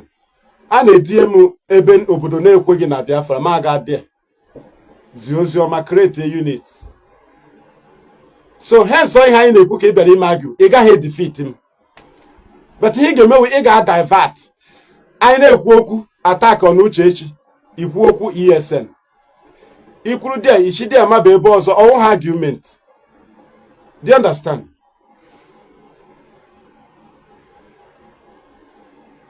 Thank you. So high na eba. I want inwe another abata with another account with argument. Emekwele copy and paste. Ya ukwala comment m hụrụ imere na the other person's post. Ka ị bịara ime na my own. Akwa copy and paste. Then it was under government control. All you have gwara gị paste for the week. Next week he does onye gị. Your comment must be different. Ị na-eme copy and paste. Nwanne ma block oge anaghị eme ya here.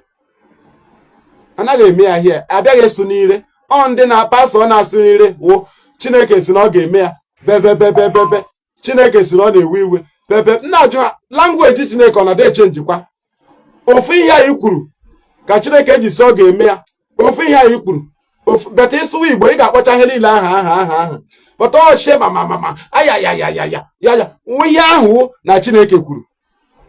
Chineke si ekunye mmiri the same thing. Chineke si ọ ga-eme ya the same thing. Chineke azawo gị the same thing. Agwagị na o nwere asụsụ a na-asụ n'ụwa mmadụ na-ana anọ only gị na Chineke na-anụ ya. Agwagị na o nwere asụsụ eluigwe. Very mad people. Ebe a sụrụ ihe a na out of apostle akụkọ Luke akwụkwọ degara Theophilus Luke dere akụkọ dere Theophilus ihe mere n'oge nke ha ahụ mgbe ha so Jizọs na mgbe ọ nwụrụ. Ihu ebe a na-akọ ya ọ dịka ọ na-eme ugbu a. Ọkwa akụkọ Luke dere Theophilus. Ana m edegara gị akwụkwọ Theophilus nwanne m banyere ihe ndị a mere n'oge ndị ahụ. A kpọtara asụsụ ha sụrụ dị ma Gracia ma so many languages. But nke anyị ebe a language ha enweghị aha. Or heavenly language. Why na obodo niile dị iche iche asụrụ asụsụ ha dị asị na a na-asụ n'ire. Aha asụsụ ahụ aha obodo ahụ akpọchara ya the whole asụsụ ndị ahụ sụrụ dị akpọchara ya complete. But na nke anyị shebabababa shemamamamama sho Chineke kpọrọ ọkụ ndị aghụghọ. Asụsụ ọbụla ịsụrụ onye nọ dị anụghị ya ịgwa m na Chineke ka ị na-agwa. Iwe onye oshi, iwe complete thief. You don't speak what we don't hear. You don't. Enwe asụ eluigwe ma ofu mkpụrụ. Enwe ofu mkpụrụ nke echi n'eluigwe, enwe asụ eluigwe. Asụ ọbụla wụ ndị mmadụ nwe ya. Enwe asụ ọbụla ịsụrụ mmadụ na-enweghị ndị value. Eche ịtụ achịsị m na Chineke. Ijikwe bank akaụntụ Chineke. Ijikwe phone number ya. Ị mara asụsụ ha n'eluigwe. Iji account number, iji phone number. Mad people. We continue.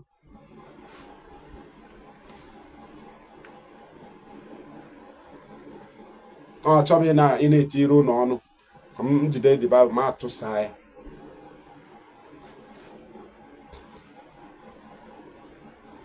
Do you understand?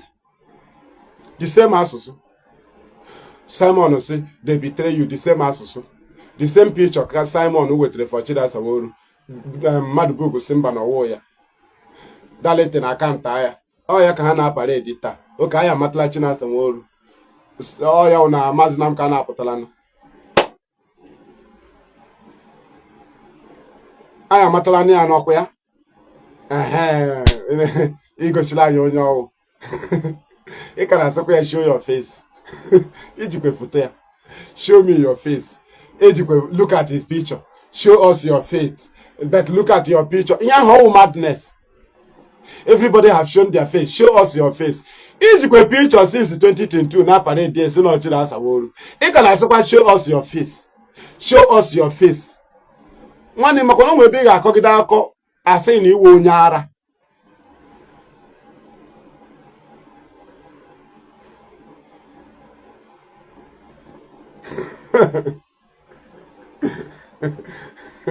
Speaking in tongue. Madu chai wo bugi ya say na na ta seliwe. Ano no ko esi na nro bilie, no ra bilie. Sige na madu ta no bari ogu na nro ta. Ihe akụrụ ndị ahụ, na ihe ndị a na ị ga-emere ha ebere. Onye kwanu ka ị ga-akpọ witness, onwe ya na-eso nrọ. Ị na-asụ asụ anyị na-ama isi na Chineke. Naanị gị ga-akọwa ya, naanị gị sụrụ ya.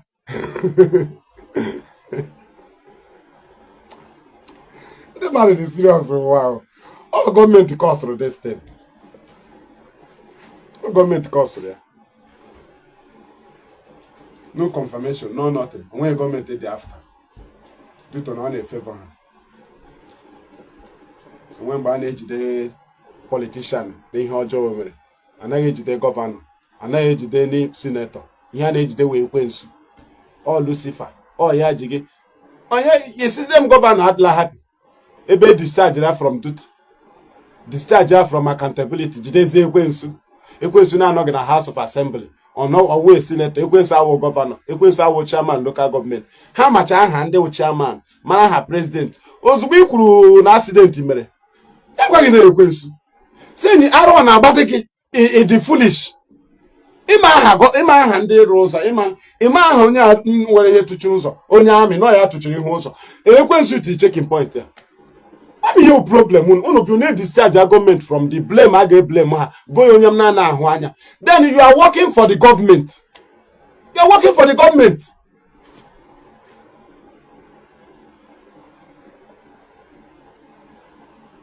Thank you. Let us continue. Onye village you know senator imata half ya guys dey. Ọ bekee emego m ihe here na ekwensu mebiri ụzọ obodo anyị.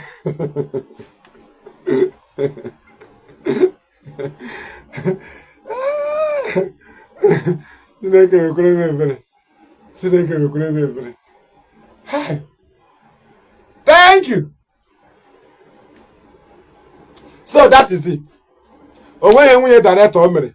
Ndị mere ihe wee Lochukwu, Darlington, Methuselah si onye ọbụla bụ Christian na DOS. Ka ịhụ ugbu a ha na-etizi we love onye ndu.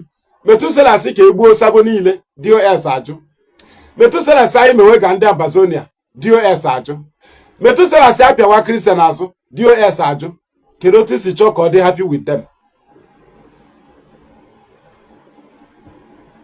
Kedu otu director si chịkọta ndị a chụrụ achụ? Ọ dịghị ka ha bịa sọpọtụ ndị chụrụ ha? Mba.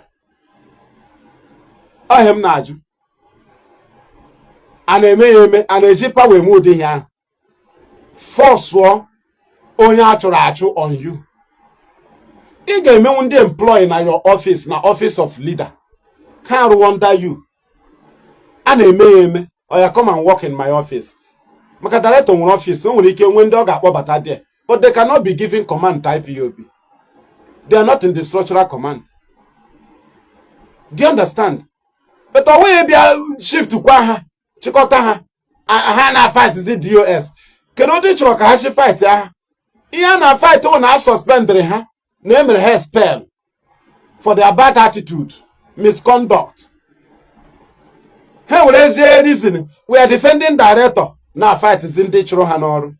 Ọ dị ka ha ga-adị happy?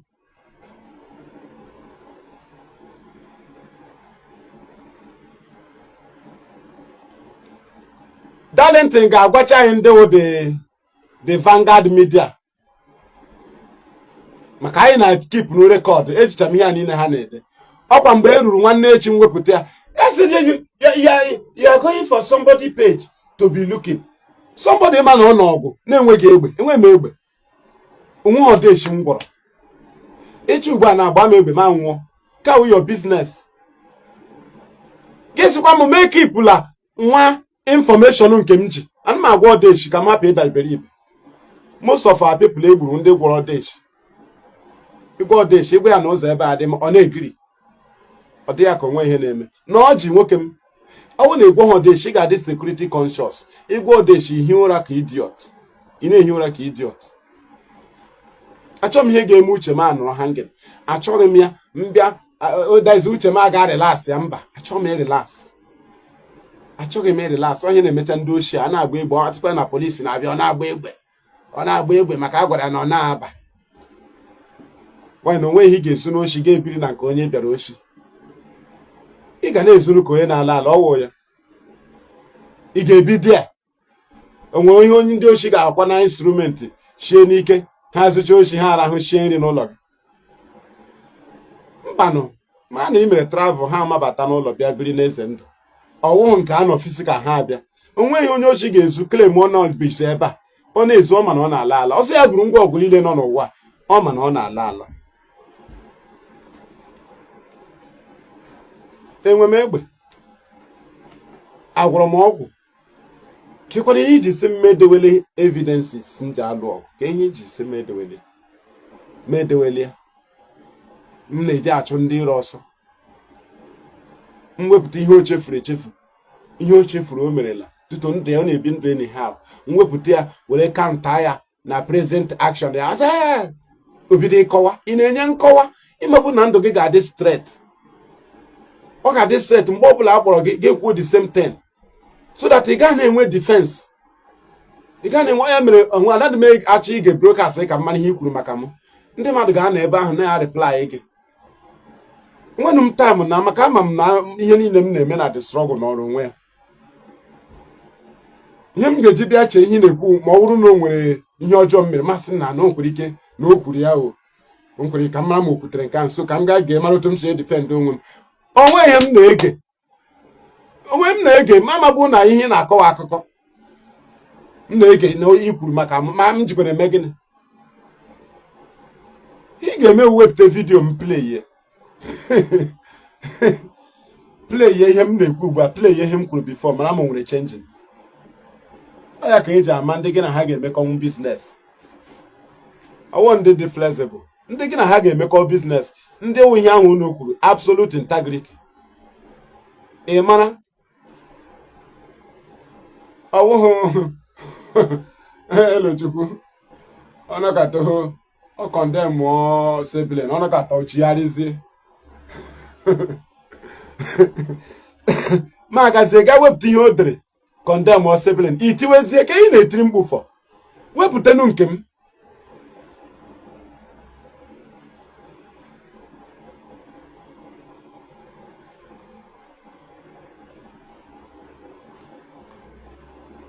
Thank you. So, the wife of our leader is not dragging for any position. On a face here, there, here, that was Arianandoya. Eventualities. Here, that was Aria. No, so. On a face near Madagabano and Abana also on Abana Hotel. Ọkwa ihe ọbụla ụwa gị patara gị buru. Right? Otu anyị nwa nọcha now. Onye ọbụla nwunye na family ya na-efesi trọ ihe nke ya nwa. Ụfọdụ ga-atụcha ụtụ dash ndị mmadụ ego na IPOB why na onye be family ya, onye be ofu nwanne ya, even ọ na-adọje ụmụnne ya ịkpọ ya na phone. But onwe ndị ọ na-enye ihe na struggle. Ịghọtara? Ihe awụcha ihe o kutere onwe ya. Ihe o kutere onwe ya. Ọ na-edikwa ya ọ ihe chi fotoro anyị emego involve anyị emego involve. Olee ihe unu ji ga dọtachara unu onwe unu okwu dọtara onwe unu okwu onwe onye unu convince nwụrụ na anwụ the same people nwere obi ọjọọ ka si unu onwe onye unu convince nwụrụ ka ha hapụ DOS unu atọ ọnụzie na-achọ onye unu ga-agada aka unu kpọọ Uchechi Kanu unu akpọ onye nke a unu akpọ onye nke a mmadụ mepe ozugbo Chidasagbo onye akọwagidere ọghọta okwu eje ihe ọ ghọtara ịsakwa Chike dozie m 2 years ha na-ego unu ịmaghị na ha na-atụle ọkwa onye amụma na-ebu ndị ntụle na-atụle iche na mmadụ niile na-anọ ebe ahụ a na-ebu amụma kwetecha gị nwawa idiot a na-eburu amụma ị na-ekwe onye nke ọzọkwa nnọdụ ya o kwetere ọ nọ na-atụle na o ji na ihe mere na-atụle ọkwa na-egwu a na-atụle right. Unu nọ na-atụ asha blackmail ndị mmadụ na-atụle na-aga investigation na-ajụ ajụjụ na-eme call na-eme ihe niile wefute ego ha gaa njem gatacha lọtazie gwazie gị na ịtụrụ asha isi mba DOS have bought them onye have bought them 3 years ozu gị ime gị investigate ozu gị. Do you understand? Ịdọta ụka ịlụọ dị ọgụ ọwụ anọkata onye ngwọrọ akwa akwọ ga maachị asị ụmụnna ya ha metere trọbụl ka e were ọsọ gbalaga unu emetụla ndị trọbụl gbalaga na azụ director anyị abịa dị dọfta unu na-akụwachi unu isi na-amụwachi unu anya unu na-eti dị attacking our leader dị attacking our leader bịakwa lụọ ọgụ ibidoro Mazi Nnamdi Kanu aga ahụkwa your defense bịakwa lụọ ọgụ ibidoro.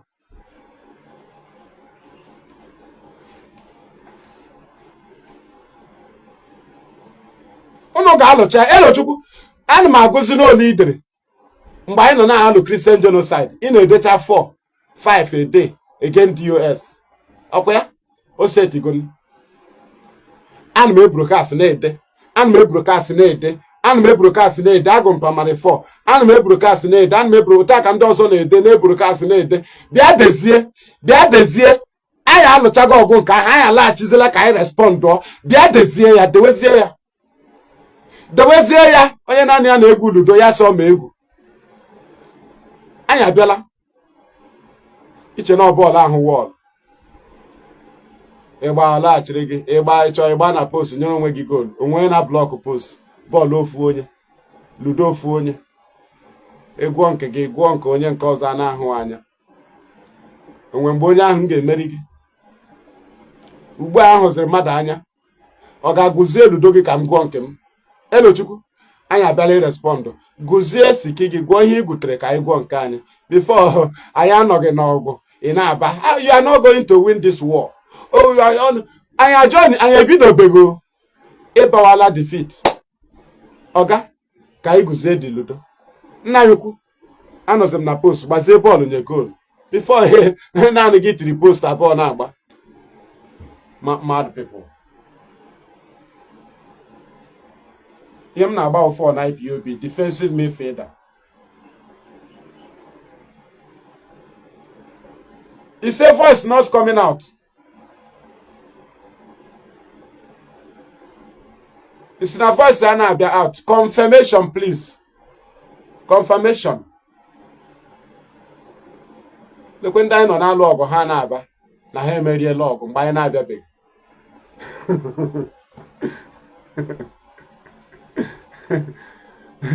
Mgbe anyị na-abịabeghị.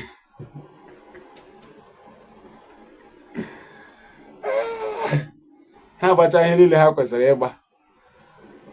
Ịghọtara? Ugbo anyị abịala na.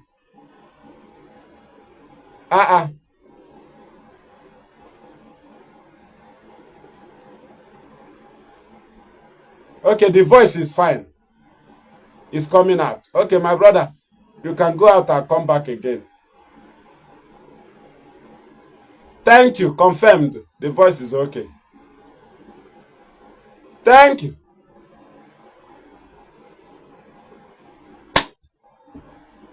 We are almost at the end of the program.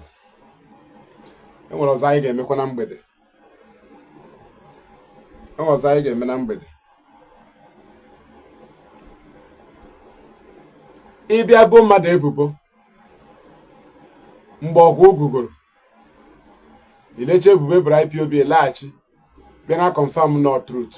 Aga m eweta counter ka mmarazie anyị na gị onye wụsabụ gọọmenti bụ IPOB ebubo ihe ezebe 2023 onye si gị na ya wee ejima na kampụ ha nọ at the back of police station. Gwa m ESN kampụ ha na-anọ na back of police station.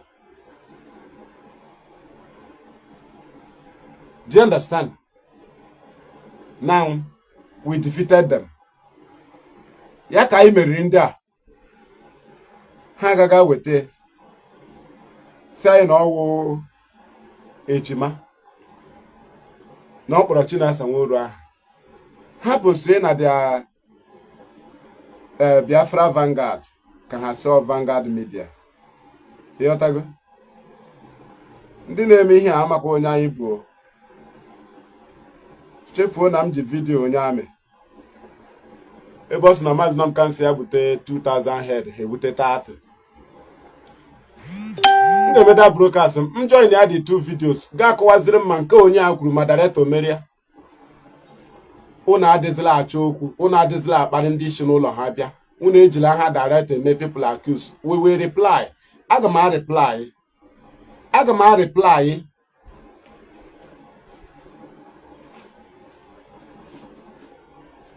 Anọ m ebe a na anọ m ebe a. Ha niile nwere low break, ha dị too small. Ị na-avọghachi ihe anyị abịanyere gị aka vọghachi ya ka ịchọta ihe ahụ ị na-achọ dị. Anyị ga-avọghachi ya ịchọta ihe ahụ ị na-achọ ebe iwe ọkụkọ.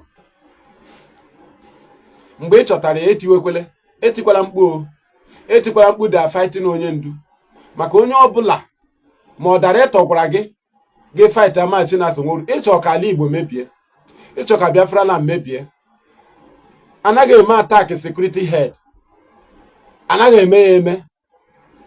Director anọghị na detention defend anyị here. Director anọghị na detention chịkọta ESN. Ọ ga-show ya appreciation. Ọ ga-eji autocracy na ọ dị na-eti ọnụ na security ọ na-amagote echi chịkọta, ọ na-enweghị idea. Ọ nọ na DSS a na-achịkọta. Ihe ahụ mbọ ndị mmadụ gbara. Mmadụ chọọ ka Chinasa Nworu ahapụ security ka ha were egbechu anyị ọsọ hie ka ha si n'ọhịa pụta ka obodo anyị gbaa ọkụ. Ịgbazi ọsọ ga nụrụ ofu ebe. Anaghị atampa security. Ihe na-akpọ ya tampering security. Na mmadụ gara na-eme Chinasa Nworu attack. It is tampering security. Whether director dịrị gị ma iji aha ya bịa, a ga-respond the same way ka ị ga-akpọta onye dịrị gị.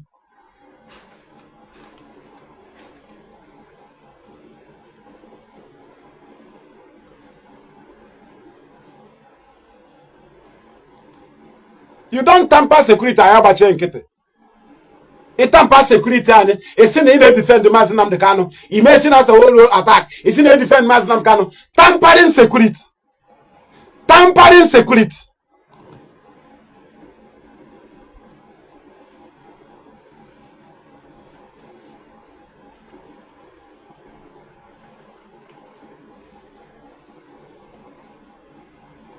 I get proof run and I am not here. I'm not here by mistake. Now I'm marrying by email here. I am happy now. I'm not broadcast.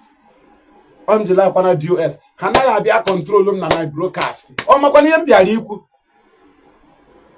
in my topic, you be here now. Just choose room. Drop on doors. You're the one here in them geku. Matom Gama.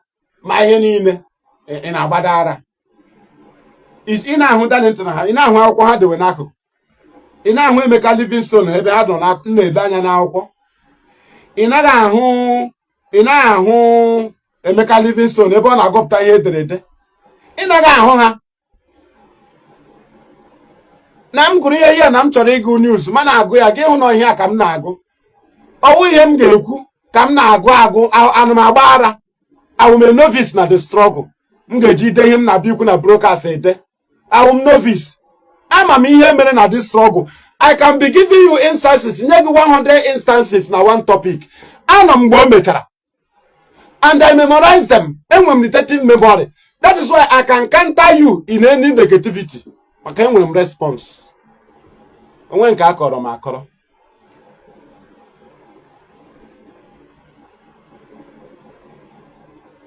Bamumbe director say don't attack my wife. But then you go don't attack my sibling. Don't attack my lawyer. So don't attack my wife and happy and on. Lawyer no we tozige defend there. We tozige defend the sibling. Hapuze defense wife of our leader open. Right? It's a dangerous game. The same way when you turn against the wife, I got munne now. Otu anyị ji wukwara munne IPOB leadership members. We are their siblings. As far as they refuse to deploy their siblings on us, I got with their siblings that will counter the siblings of Mazi Nnamdi Kanu against them. We are their siblings. Mission about unu ya bawa unu. Our source of director with sibling. Every IPOB official with sibling. Onwe onyu munne ya na bia control their subordinates. Onwegi. So if the leadership can respect the struggle and keep their siblings away, we will honor them by responding to those that are attacking them. It doesn't matter the name you used to come. They have honored our struggle. They kept their siblings aside. Mazi Nnamdi Kanu impose his siblings. Umunne aga take authority on ha. Abiakwala here bia igwa me confirm from him. Oga, body language ga agwa gi na madu nwere authority. Na enwere onye ri authority. Abiakwala ime imagination ihe anyị dey aware. Ihe anyị defended for 5 years. Bia chọpụta. Na ihe anyị na-defend washi. Na the man na agwa ụmụnne ya ọ na-ekwu maka na enwechazile private calls to people. Nwechazie ndị sendiziri people. Ya ụkwara ihe ahụ ụmụnne ya na-ekwu ka o sikwere the same people ediri. M na-abịa ụmụ m alọtara. Ọnụ nwa. Okay, check am bịa mepere n'ụzọ o. Excuse me, please.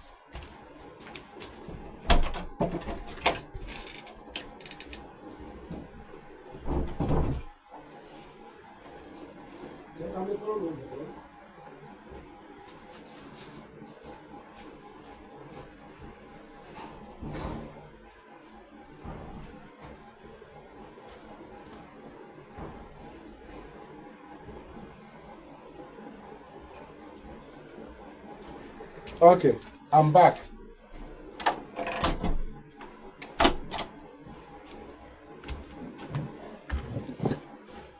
Do you understand?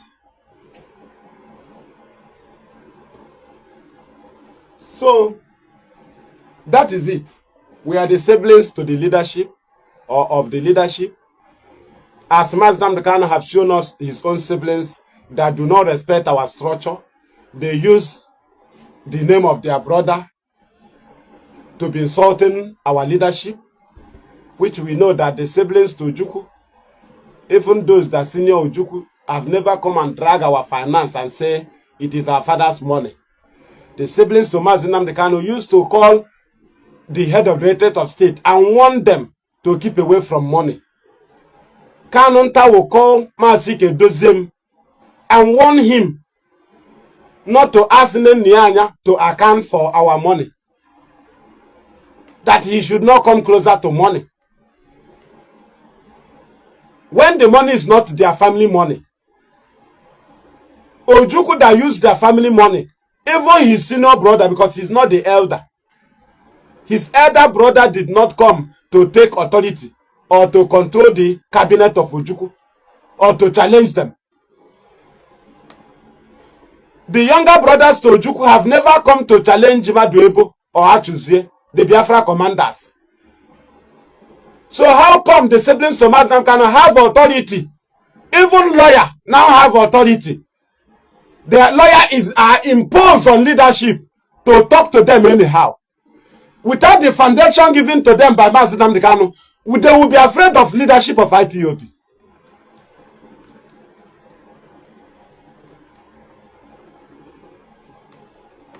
And do you think we can endure all these things? Something we have built, honored, respect in our home.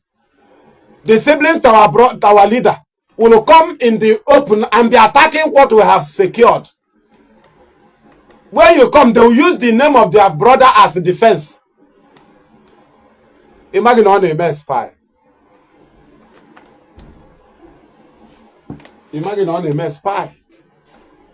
People can run out of patience. By then, itiwe, ishima, anyam. By then, all they go late. You don't push people, tell them where to fall. You can't tell them how to respond. You can't give leadership allegation and members discover that it's an allegation.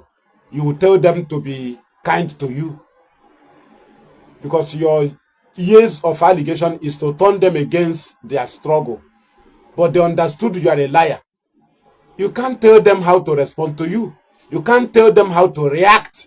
You can't control them. Hence they are reacting. You are using Mazi Nnamdi Kanu as a defense. You have failed. That was your hope, to insult people. That when they react, you say they are attacking Nnamdi Kanu. You have failed because the plan is a childish plan. And that is where I'll be bringing this very program to an end. I'm sorry, no call. The time is over here. Look at. No, I could go 4.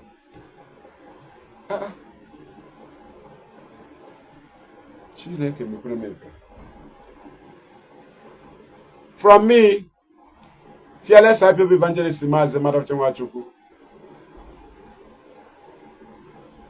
And from here, our homeland Radio Biafra studio. It is good evening.